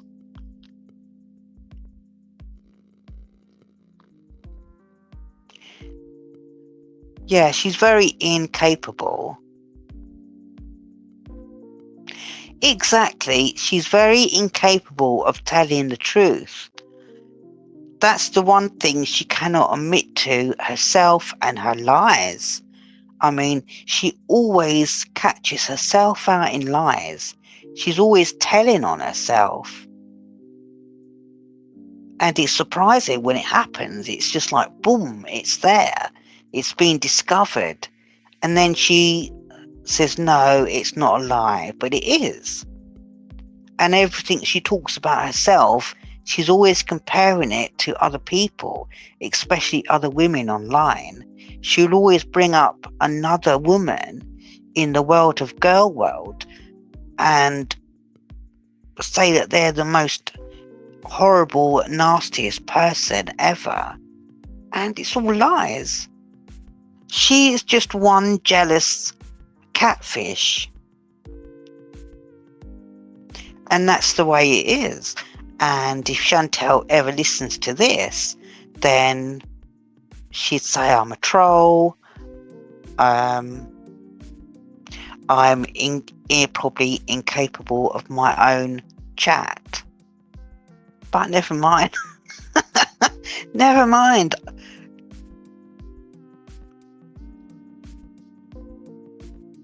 Yeah, she is her worst enemy, and she's very liable for her own actions.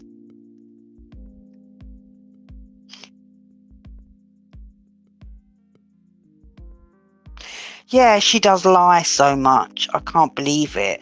I mean, she probably lies just thinking it's the truth, but everyone can see her lies. Everyone that she's met online, in person, they always come back and say she's a liar. I remember that Roman. She met Roman, and she met like you know who online, and they've both come back to say she's a compulsive liar. Oh, it's funny, isn't it? Have you ever met anyone online like this before? Megan, you're so funny. You're making me laugh.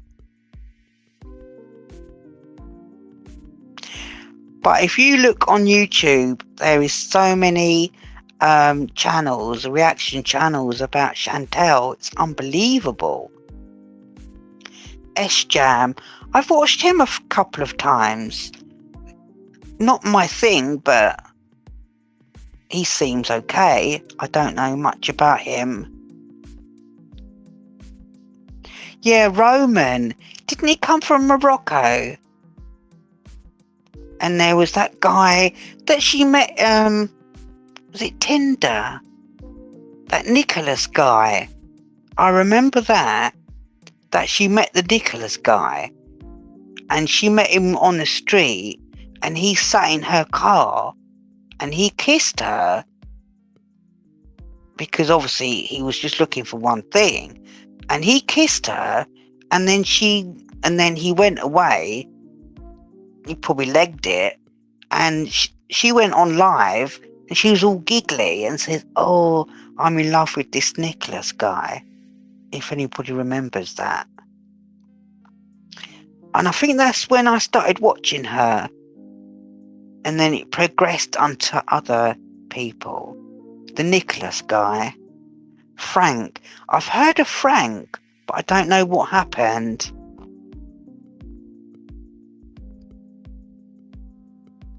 Who was Frank, Megan? Fill me in.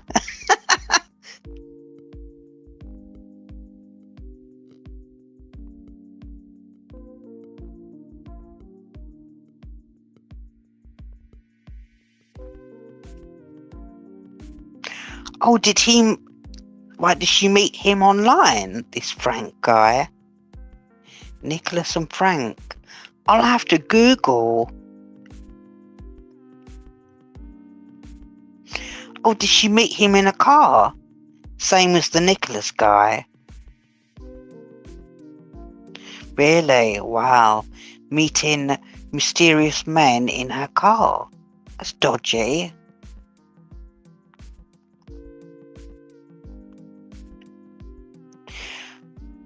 And the other guy that, a cup of tea. Frank brought her the tea. He brought her a cup of tea. Oh, she must have loved that and fell in love with it. Oh, he brought me a cup of tea. It's funny. And he brought a lip gloss. Oh my gosh. I bet she loved that.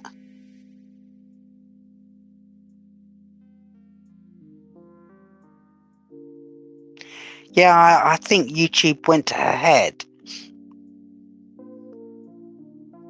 Yeah, it does add up in the end. I mean,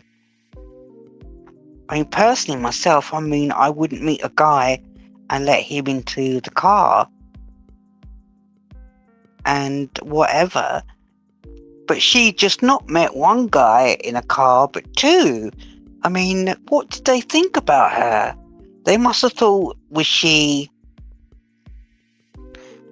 one of these type of women that opens your car door for any guy, the Tinder guy. And she was telling everyone about it. Oh, I met this guy. He sat in my car and he kissed me, blah, blah, blah. I mean, if a guy had the opportunity to do that, then they would. I mean, they only go there for one thing. It's obvious.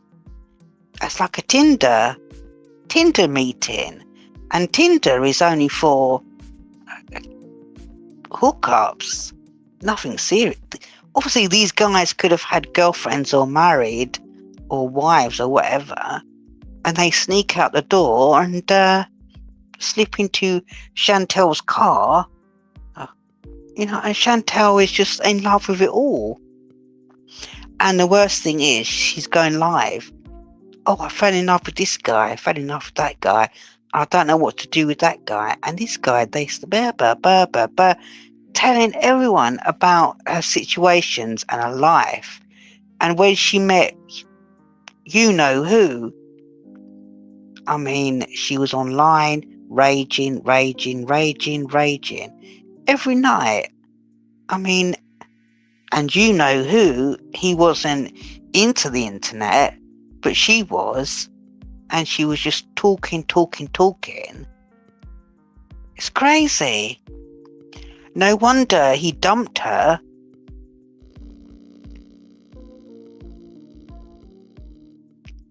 Construction worker, Michelle. She met in her car for a quickie. No way. Really? And she told the whole internet that as well. That's really bad. That's really low. I mean, you don't express that to people online, do you? I mean, I wouldn't, and I don't think anyone here would either. Yeah, Tinder. Yeah, it's disgusting.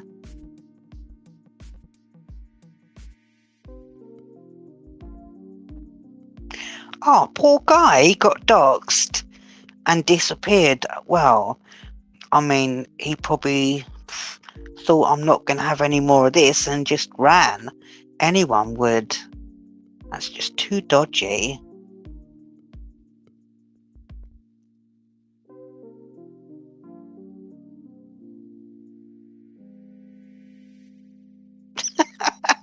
Oh, Michelle, you're funny.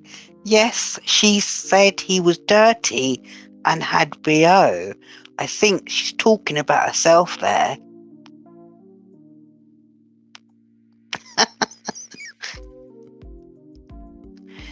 Oh, the life of Chantel. I mean, so many stories and so many embarrassments for her. And she puts it all online for everyone to hear. And she thinks it's so much drama as well. So much drama. She thinks, oh, everybody wants her. I mean, really? Would they? Obviously, they would if they were desperate. And we all know what men are like. I mean, they would poke anything, Excuse the vulgarity, but they would poke anything.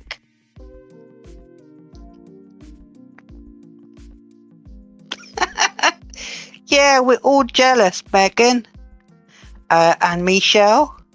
All jealous of Chantel. Chantel thinks we're all jealous of her. And we are all ugly and old. And she's 90% pretty than all the other women on the internet. Really? Really? Come on.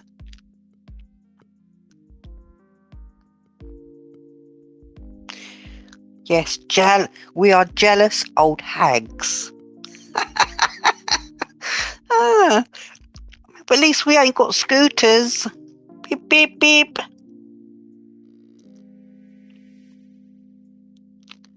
Salah is just a kid. I mean, what was Salah before he actually met Chantel? He was nothing. He probably was poor. He was living from one job to the other. Chantel comes along. Oh, I love you. I will make you YouTube famous if you love me and stay with me. Blah, blah, blah. And then Salah probably thought, Chantel, please come to Kuwait. I will love you forever. So Chantel goes to Kuwait, gives him all her money, and Salah thinks, this is great. I would do anything for her to get more money. But the story, I mean, behind closed doors, that the story was not like the story Chantel said online, all loved up and you're my Habibi and Yalla and all this blah blah. It was probably, he lived in one room, she lived in one room as well, and there was no interaction or anything else. It was all in exchange of money and business. I mean, the way Chantel did speak about Salah on that Raging once. Oh, he used her as a business partner, and we all know what that means. He used her for money, not love, because he was in Kuwait, he wanted money, he wanted business, and Chantel gave him all that just so she thought that he could love her, but it was non-existent. It was all an act. And now that she wants a vacation with Salah, she's going to pay. She'll put everything online for content, and it won't be real love. It's going to be a free holiday for Salah. He's not going to pay for it, so why not? In his mind, he's going to think, why not? It's a free holiday. The old hag is going to pay. Why not? Simple. Any guy will put on an act for that.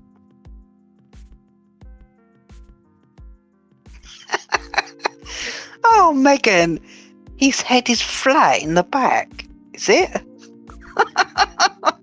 Oh, are you talking about Chantel's head? That's really funny. I must look out for his flat head. Funny. You make me laugh, Megan.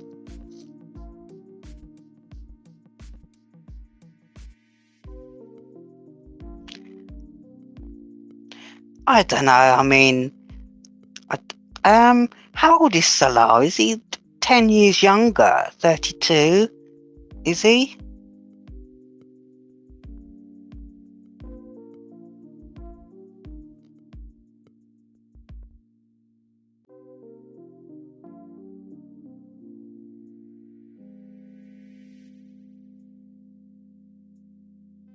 I think he's about 32, isn't he? So that makes him 10 years younger than her. I mean, it's so obvious he only wants money from her. Chantel gives every guy money just to make them want her and make it into relationships, so she go online and blah blah blah. Oh, I've got a man. Look. Seafood 12, yes.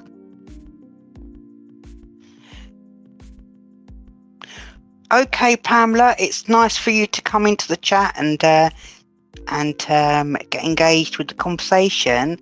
I hope you do sleep well, and I'll see you next time, and take care. Goodbye. Sleep well. Thank you for popping in. 12 and 14. 12 and 14. That's funny. He's probably lying about his age. He's probably only about 25. Hilarious, isn't it? I mean, why would Chantel go with someone 10 years younger? Is that because she wanted to, like, manipulate him? Probably. She probably promised him, oh, I'll make you YouTube famous and I'll give you all money and I will provide for you and I'll help you and your family and blah, blah, blah. And he took the bait.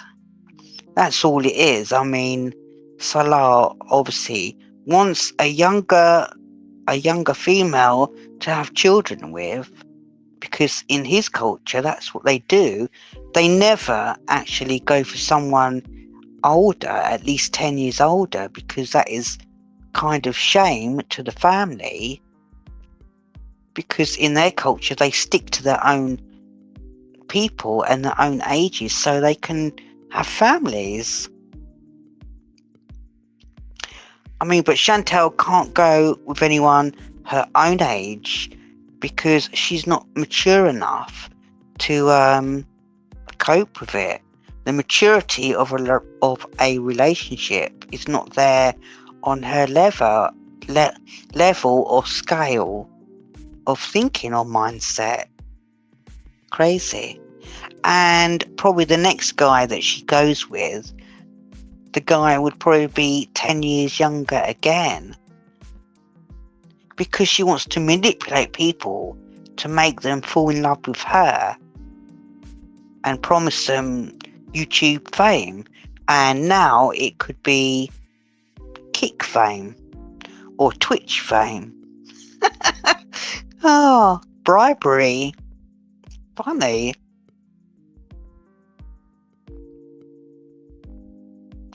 Yeah, she definitely wants control. Definitely. Yes, he's not the brightest crane in the box, or we could say he's not the tastiest sandwich in a picnic. Yeah, they're both bad as each other.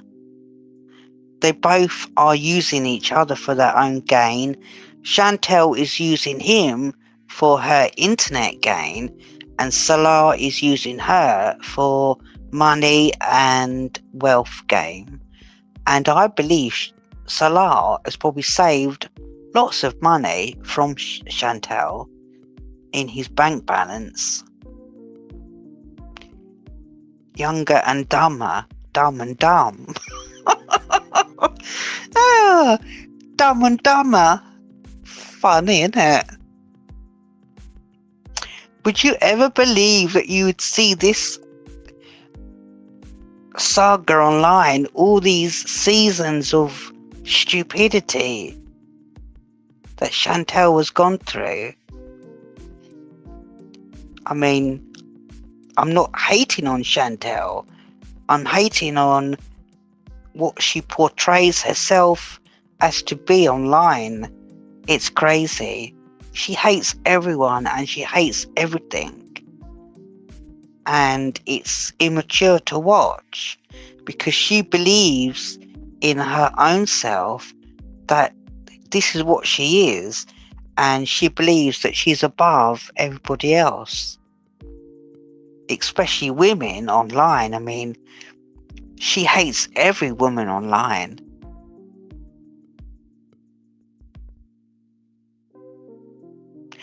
Exactly. I mean, if you see them together online, I mean, they've got nothing together, no compatibility. They've got nothing in common. It's just all stupid laughing, because one is throwing something at the other one, like in mocking each other, and they both think it's funny. So what is the relationship about? It's nothing. It's childish, it's immature. Neither one or the other understand each other. And why do we watch? That's the big question. Because it's entertainment, it's fun. She thinks her life is very serious, but it's not.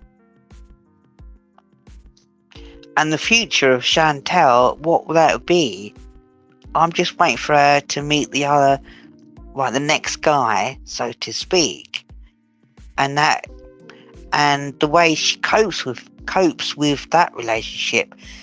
And if the next guy, if he's gonna come out and spill the tea, that's what we want. We want tea. Chantel, give us the tea. That's what we want.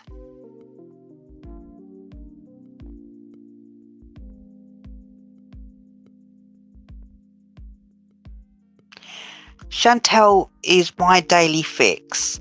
Yeah, I watch Chantel for maybe 15 minutes a day, well, just to see what she's doing, but I couldn't watch her like her viewers watch her for 8 hours a day streaming. I mean, I couldn't.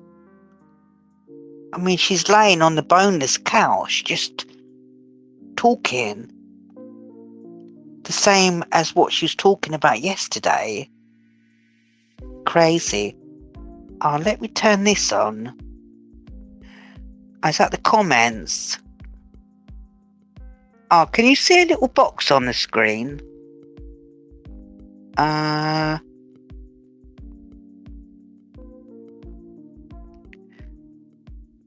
can't actually see it properly. Right, can you see a box? The comment box.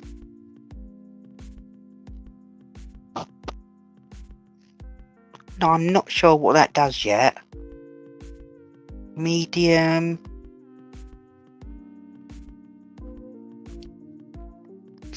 Aha, I think I can see it now. Yes, that's come up.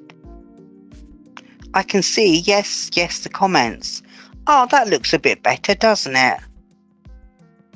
So you can read it as well. That's quite a cutie. Cutie chat. We have cutie chat on the screen.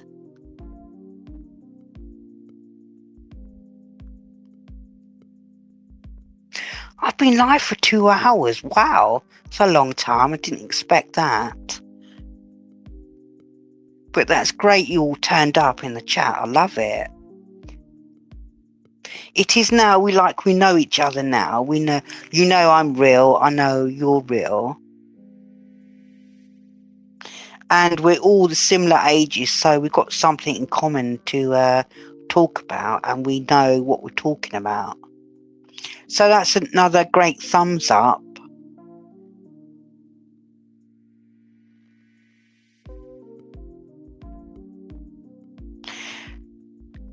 Right, so what time is it over there where you are? It is 7:42 a.m. here. So it must be, if you're in the USA, around 2 o'clock, 2 a.m., 3 a.m. I know there's an 8-hour difference. I think it's behind or ahead.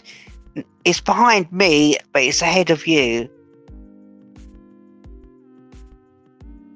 Yeah, 2:42 a.m. in New York City. The one thing that I love about the USA is the Statue of Liberty.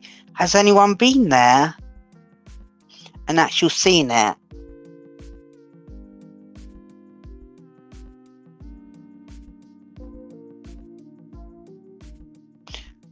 I know it's on an island. Is it on an island and you've got to get a little boat across to go and stand on it?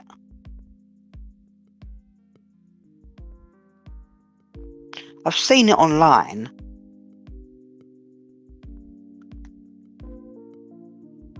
Really? Wow. I think that was built by a French artist, constructed the Statue of Liberty. I can't remember the guy's name now. How actually tall is the Statue of Liberty? Must be over 100 feet. More than that, I should imagine.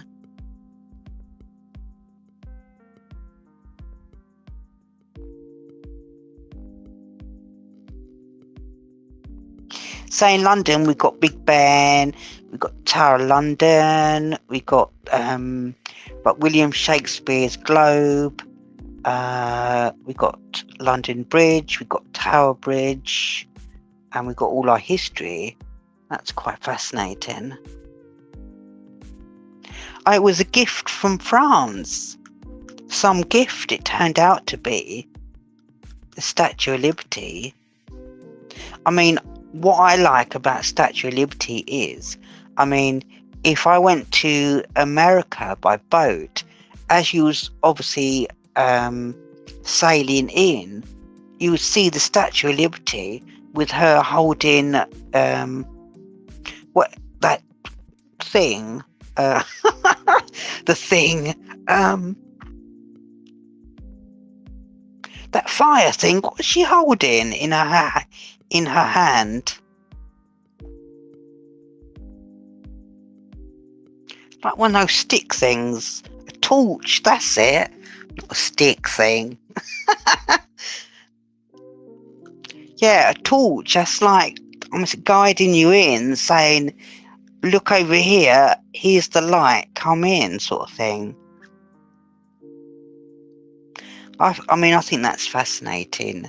So, yes, in London, we've got the royal family, and at the moment, the royal family is obviously, it's probably in your news as well, across with that particular person that's in the news at the moment, beginning with E. Obviously, the ex-Prince Andrew and all that palaver going on. A beacon of light, yes. Fantastic.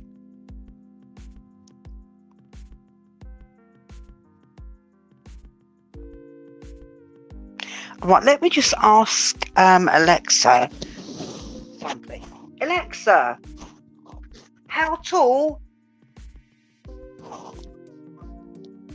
Alexa, how tall is a Statue of Liberty?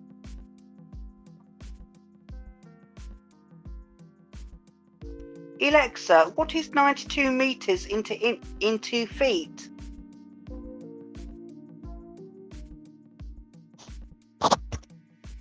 Ooh, 302 feet is a Statue of Liberty.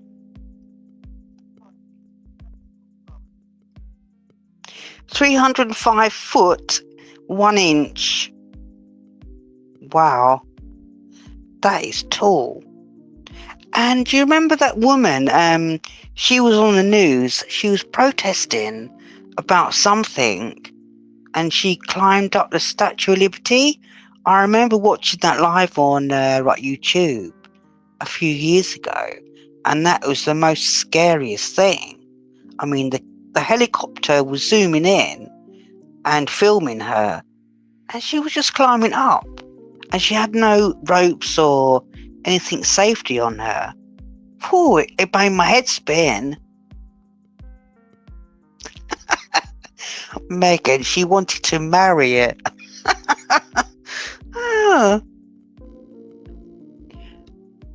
But I can't remember what she was protesting about. Something or other, but she was up there for, I think it's 1 day and 1 night. Horrifying.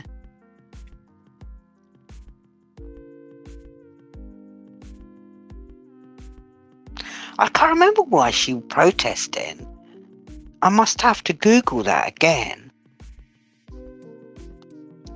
But that's the only person I've ever seen climb the Statue of Liberty.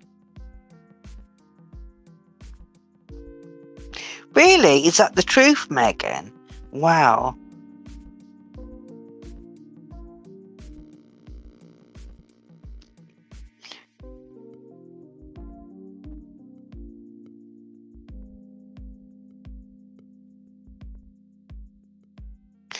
Yeah, Meghan and Harry from the royal family, or ex-royal family, I mean, so they were good together before they started talking against the royal family and about everybody on TV and in books and on Netflix and blah blah. I mean, if Meghan and Harry kept their mouth shut and said nothing and gone along with the royal family and their traditions, but it was Harry who probably wanted to come out of the royal family because he didn't want to get Meghan in the same position that his mother happened to, with the media and the paparazzi and blah blah blah. But I think Harry, he was happy to stay in the royal family, but it's probably Meghan that talked him out of it, and they just both left. But since then, I mean, they've done some things and they've said some things about the royal family that shouldn't have been exposed while the late Queen was alive. I don't know her character, but she shouldn't have said many things about people. She should have kept her mouth shut. She could have stayed in England, had a good life, lived at all the palaces, had the world at her feet. People would have loved her, but she messed it all up, and so did Harry. And I don't know where they're living now. But at the moment, the royal family, because the Epstein scandal that's going on, it's here in the news a lot at the moment. And what's coming out about the ex-Prince Andrew and everything that's happened there, it's absolutely horrible. I mean, nobody wants to know him anymore. It's diabolical, vulgar. Oh, it's horrible. Oh, they're in LA, are they? Los Angeles. I always imagine Los Angeles would be like a rich place where the rich and famous people hang out. And Florida and California, that way. How many states has America got? Is it 52 or is it 54 or 53?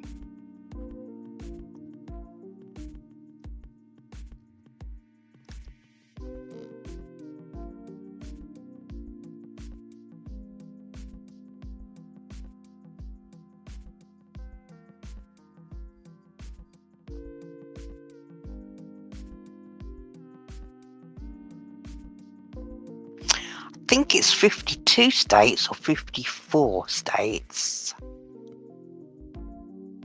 Oh, they're laying low in Los Angeles. 52! Wow, that's a big, big country then.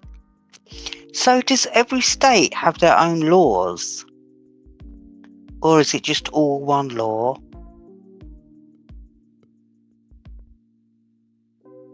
Say we have a King of England and we've only got one Prime Minister. Say the King of England, I mean, people think that he has the authority over the country, but he doesn't. He just rules and keeps the tradition of the monarchy going. But it's the Prime Minister, our Prime Minister, Keir Starmer, which is not doing very well here at the moment. He rules England and he makes the laws that are passed in the Houses of Parliament, and there you go. England is not doing very well at the moment as a country because it's nuts. It's absolutely crazy. It's crazy. I think America and England are not doing so well at the moment. And it's only because of presidents. I mean, the wrong ones for each country. It's terrible. People are suffering in England and America. It's just, I mean, you should imagine that the presidents of the world have got to understand their people and their needs, but it doesn't work that way. They want everything for themselves. They're money grabbers, fame grabbers. They just want their own power in their own consistencies.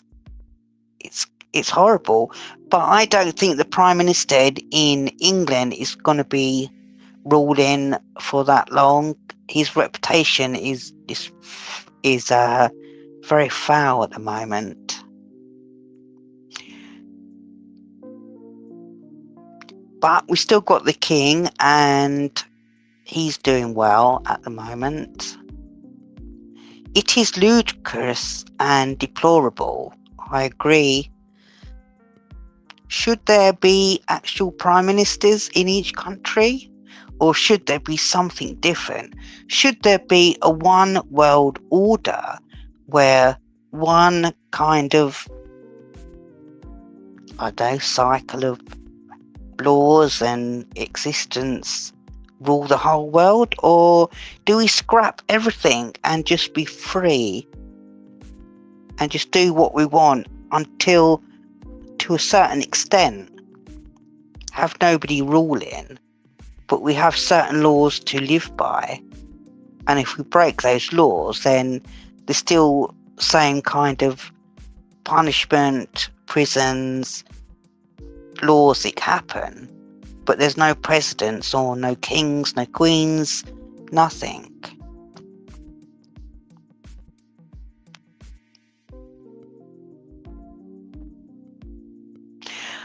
Seafood, I don't think that's ever going to happen.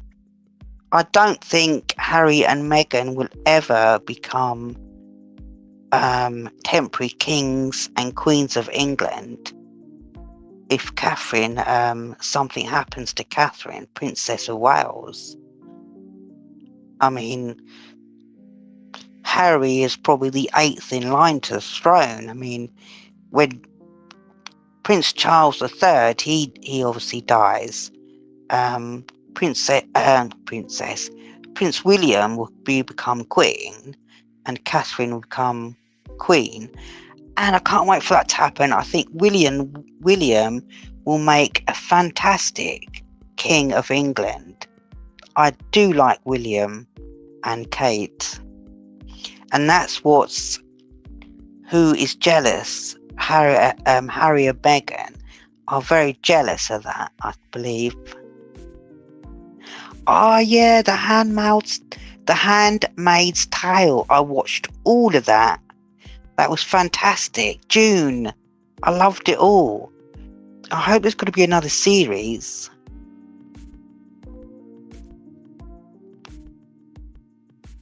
I loved The Handmaid's Tale. It was brutal and scary as well. But June,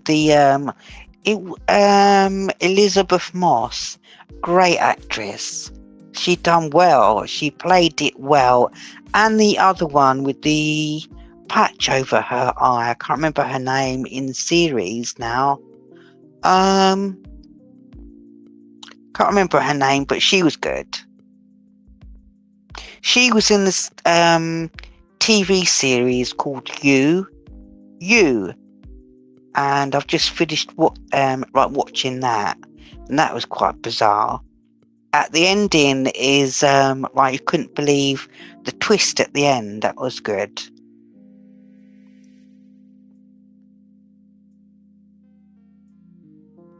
I think Prince William will make a fantastic King of England.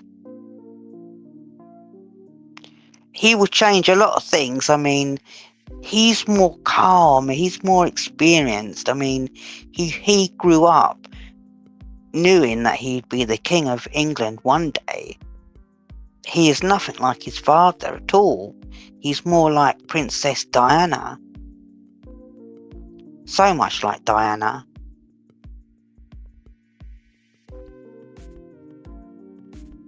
Yeah, Princess Diana, she's lovely.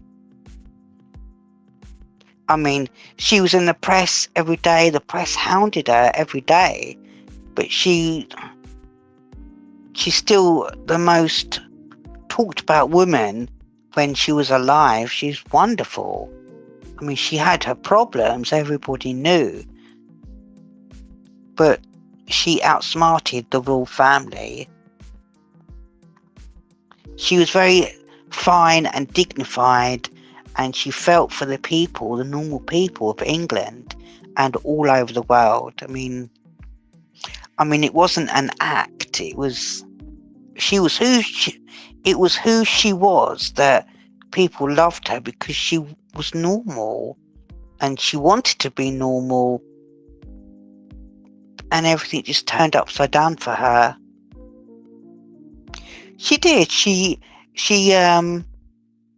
complied her own character to the people, and the palace, they hated that, because when you're a monarch, when you're a king or a queen or a princess or prince, you have to hold back that yourself, because in England we do compose ourselves a lot.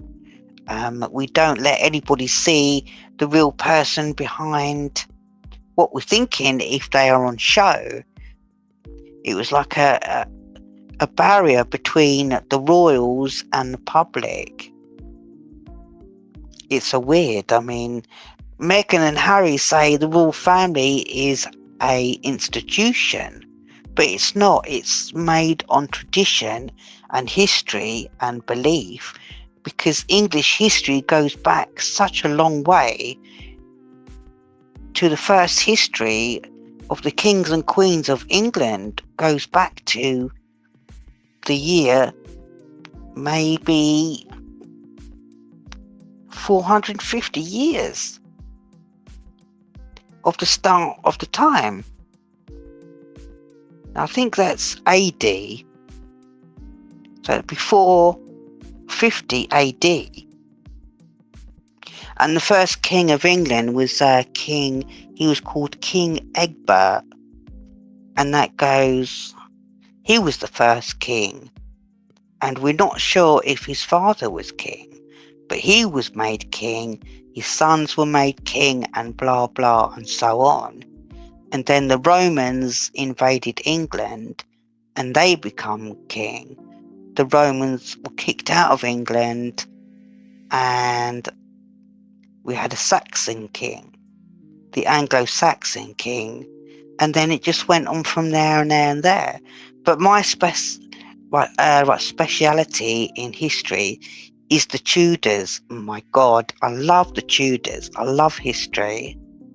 Fascinating subject, because England has so much history and expression and belief and tradition, not just kings and queens and rulers, but it's that chain of events that we never want to change. It's that depth of understanding of what the past really felt like and meant. I mean, people do not feel it today because they are sidetracked by modern way of living. But for me, I mean, if you go back in time, you feel the braveness of the people and the struggle and the fight, and the kings and queens that have lived before, and they fought for England, and we are just a small country. It's fascinating.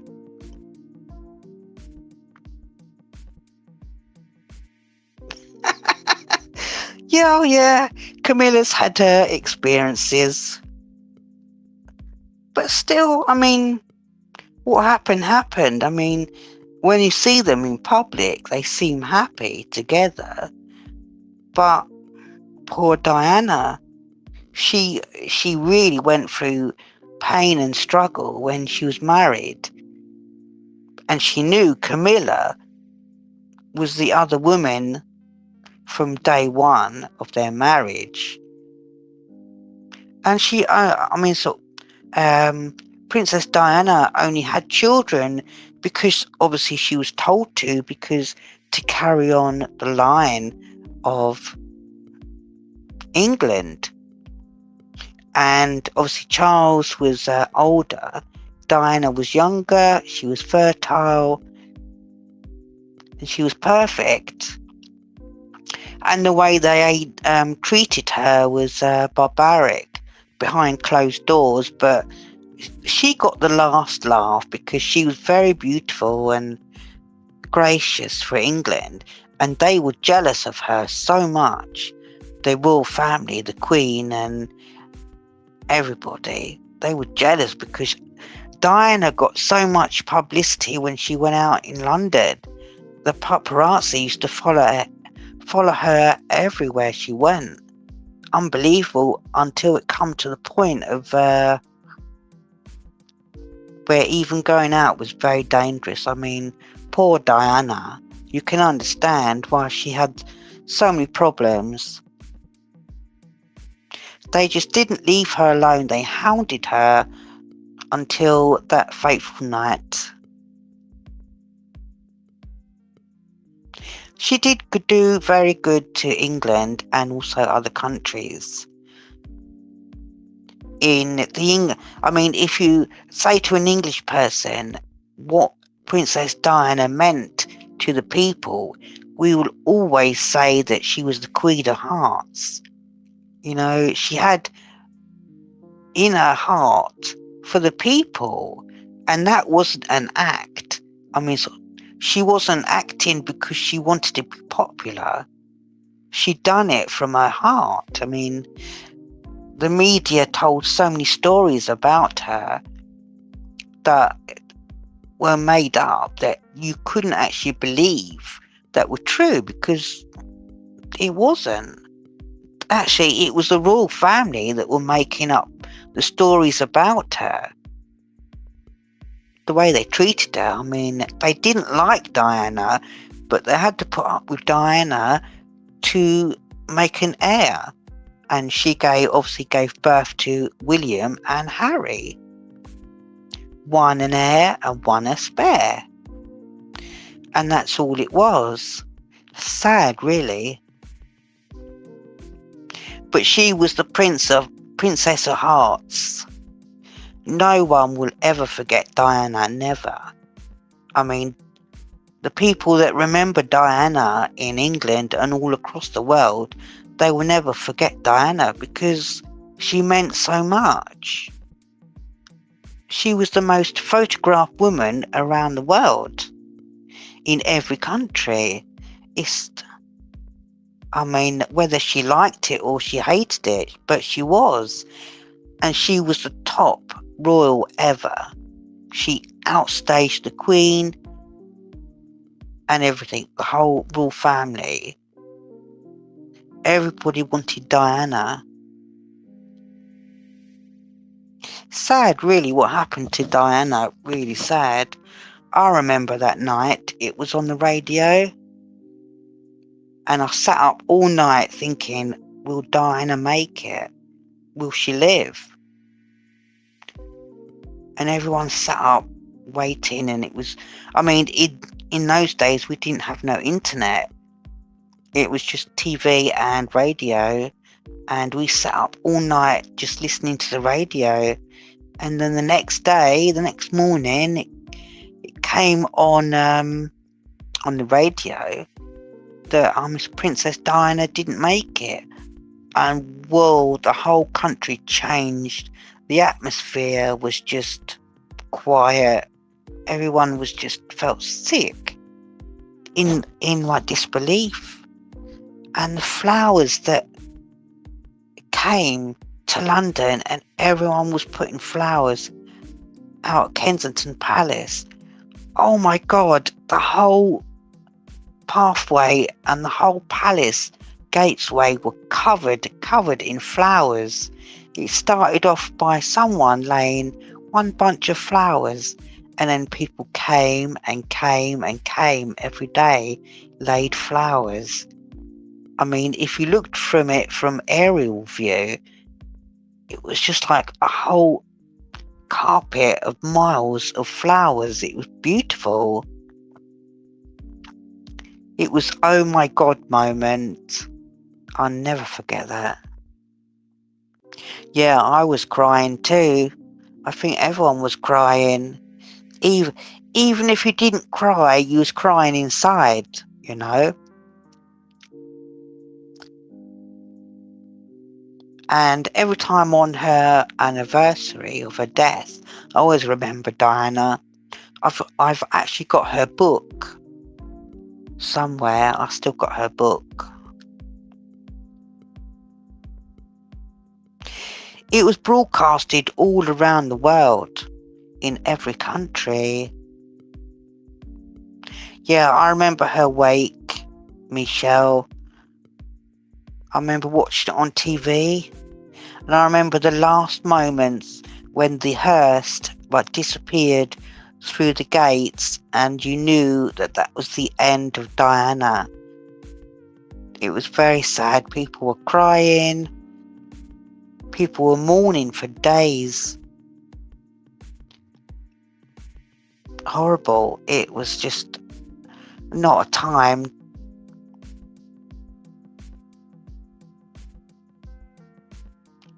Yeah, I was in my 20s, yeah.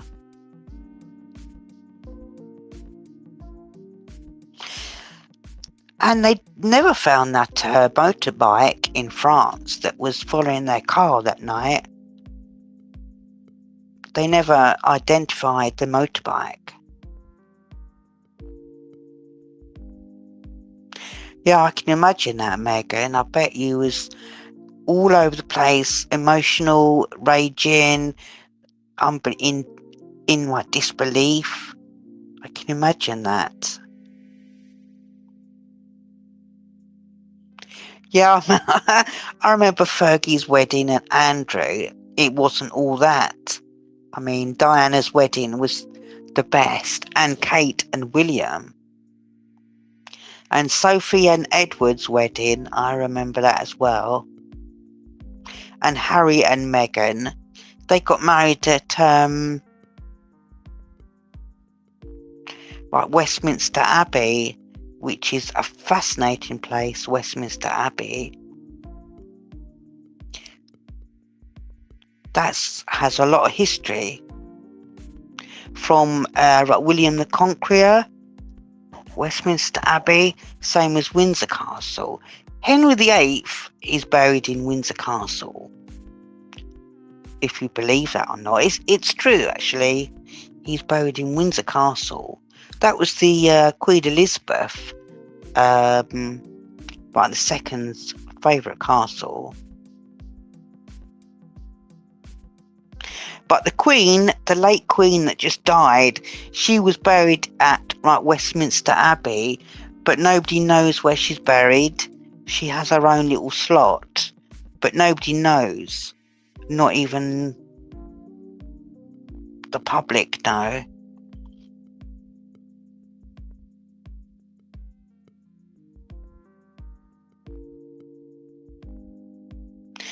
Yeah, I know seafood. I mean, I don't know how they walked behind the coffin of their mother. I mean, they were both young. I mean, to see thousands of people mourning their mother, and they were probably thinking, who are they? It's just the public crying. And they couldn't cry because they were probably told not to cry or show any emotion. I mean, they had to hold it all inside just because they knew cameras were on them. And any sign of emotion would be picked up by the media and be switched and churned up and everything. So it's terrible.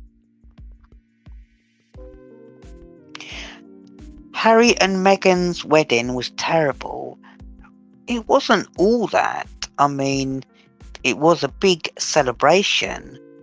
I mean, everyone in England was hyped up about it, and they wanted to know how it would look.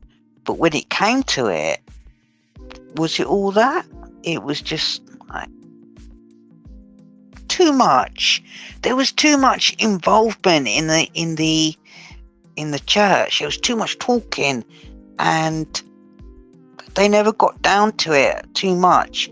And the audience in the church, you knew it was the royal family, and they didn't agree with how it went, but they had to sit there and watch because that's what happened. But it was too much, really.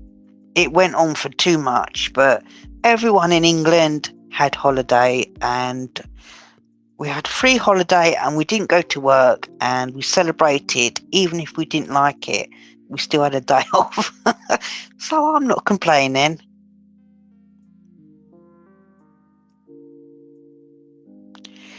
Yeah, it did seem like it went on forever, Megan. And you seafood, you had a day off too, which is good. But there's no one in the royal family left to get married now. Right, we've got Beatrix and Eugenie, they're both married. We've got the kids of William and Kate. What's their names? When you want to think of something, you can't remember their names. What are the names? I will remember. Yeah, the babies. George, Charlotte, and what's the other one? George, Charlotte. There's three, yeah. George, Charlotte, Louis,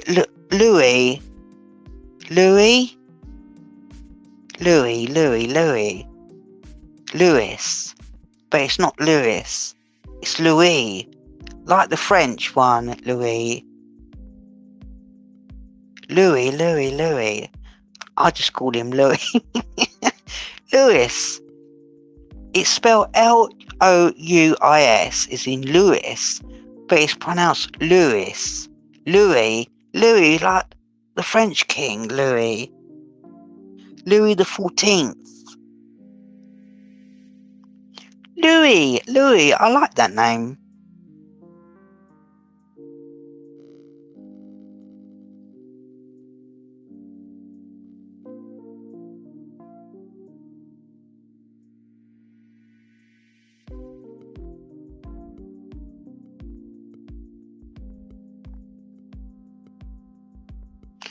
So one day they will have their own children, and the monarchy will be so different then. Charlotte, she's quite cute, the daughter, and Louis, and George is cheeky. Yeah, and Kate has kept them out of the spotlight. She's been so good. I mean, they're not in the papers or the media every day. They are only in the papers and spotted when they go to church on a Sunday, or if there's a special occasion. Then they are always with the father and mother and the royal family. Yeah, they do look like William. They are really cute, right looking. And Charlotte, she's like Diana. You can tell in her stare. If she stares at the camera, you can actually see Diana staring back, and that's weird. Seafood, don't say that. Probably I will be as well, but I'm sure you won't.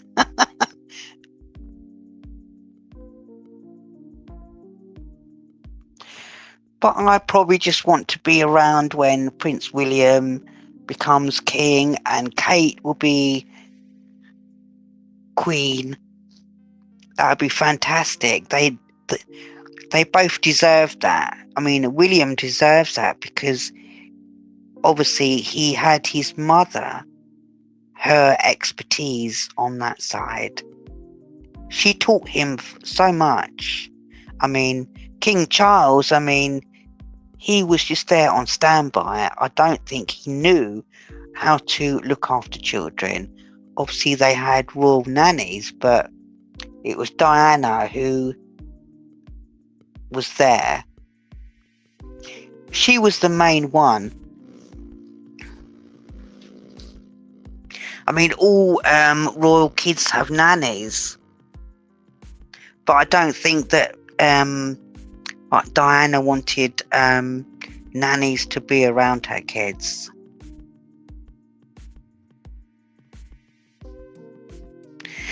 Yeah, he seems in good health, but I don't know how old he is now. I think he's in his 70s. I mean, I don't want to say anything, but you know, you never know which way it's going to go.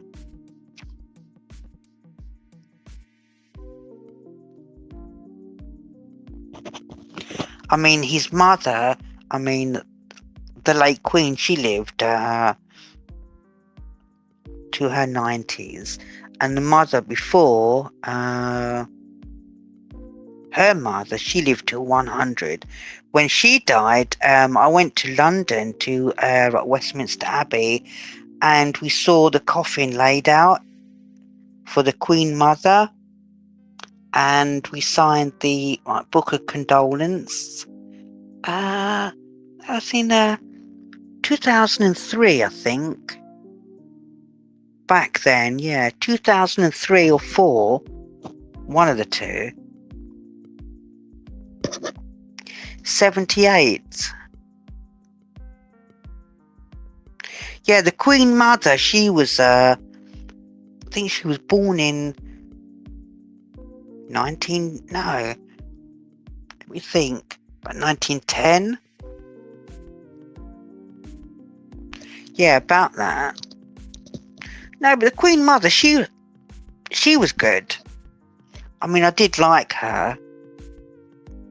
She had a kind of like a grace about her, and she never evolved with the time. She was stuck in, well, I believe she was stuck in the 1920s and 30s, which I find amazing.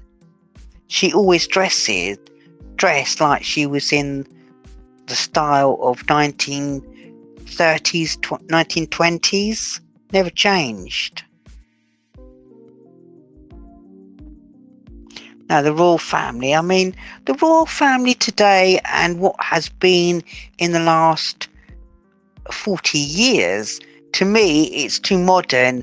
I like to go back in history to where it all began, the fascination with the Tudors and the medieval people. I mean, the Tudors came on the scene in 1470s, and then you got the Tudors which began with Prince Arthur, Henry VIII's brother. He became king, and then he died at a young age, and then Henry VIII stepped onto the throne as a spare, and he was king in 1509. And then it all started from there. The Tudors were from 1509 to 1603, when Queen Elizabeth I, she died, and there was no heir to the throne, and then that stopped the Tudor line.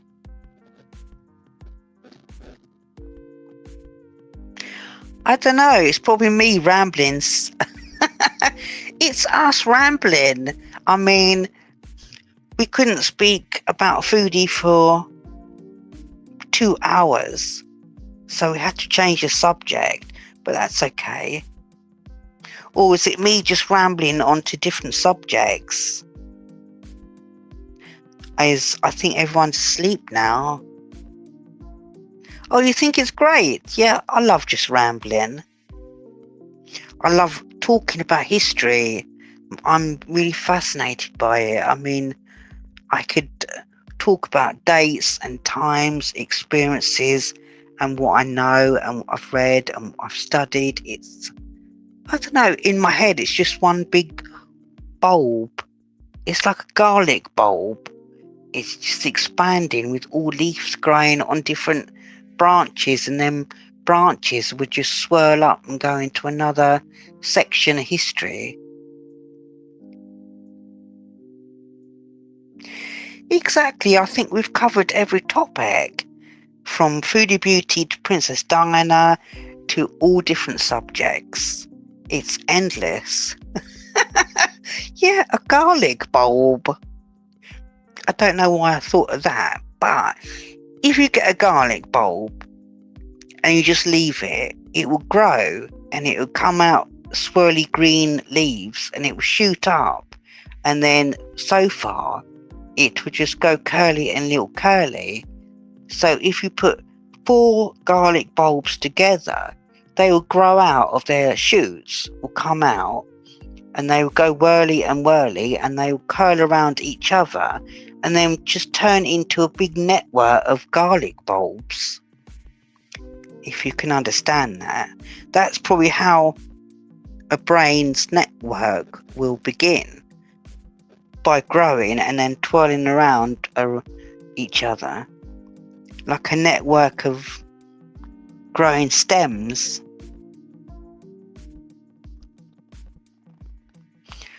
But as I say, it's a big garlic bulb in your head.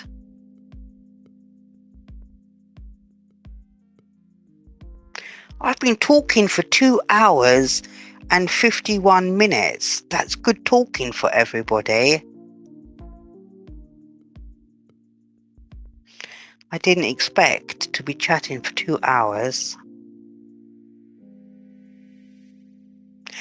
Well, we don't know what Foodie's got in her head, but it's not a garlic bulb. I don't know what is in Foodie's head. I wouldn't like to imagine. Have you any ideas what are in that come out wrong. I've been talking too much. You can't imagine what is in Foodie Beauty's head, because we can't imagine all the nonsense that's swirling around in her head.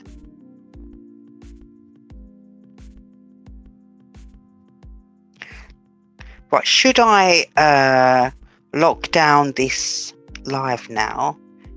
Maybe everyone's getting a bit tired.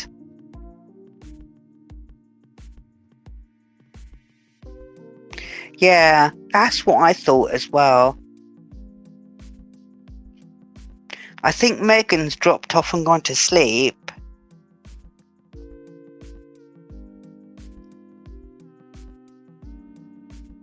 And maybe you're probably tired too, Seafood Pie. Seafood Pie, that's quite a cute name.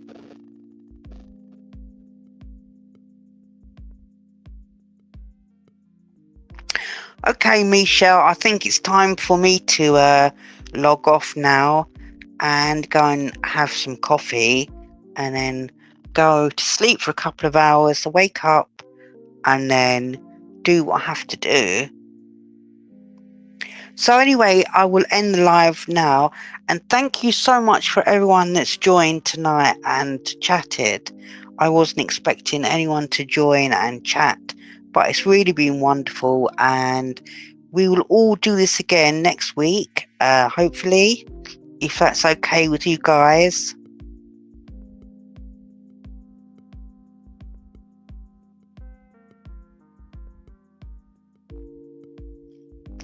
And I hope everyone's had fun, and I will upload my video maybe within the next few hours. So well, obviously if you get a notification, then you can watch it. Yeah, it's been fantastic talking to all the ladies in here tonight. It's been a lot of fun. Thank you very much. I've enjoyed it, and I hope you've enjoyed it too. So until the next week, I will do another live, and we can all get together and have a good old natter. It's okay, just me. Don't worry about it. It's okay. If you've got things to do, then it's okay. There will be another live chatting next week. So until next week, everyone take care, have a good night or a good day, and thank you for coming, and thank you for supporting the channel. It's been good to meet everyone, and take care. Good night. Bye.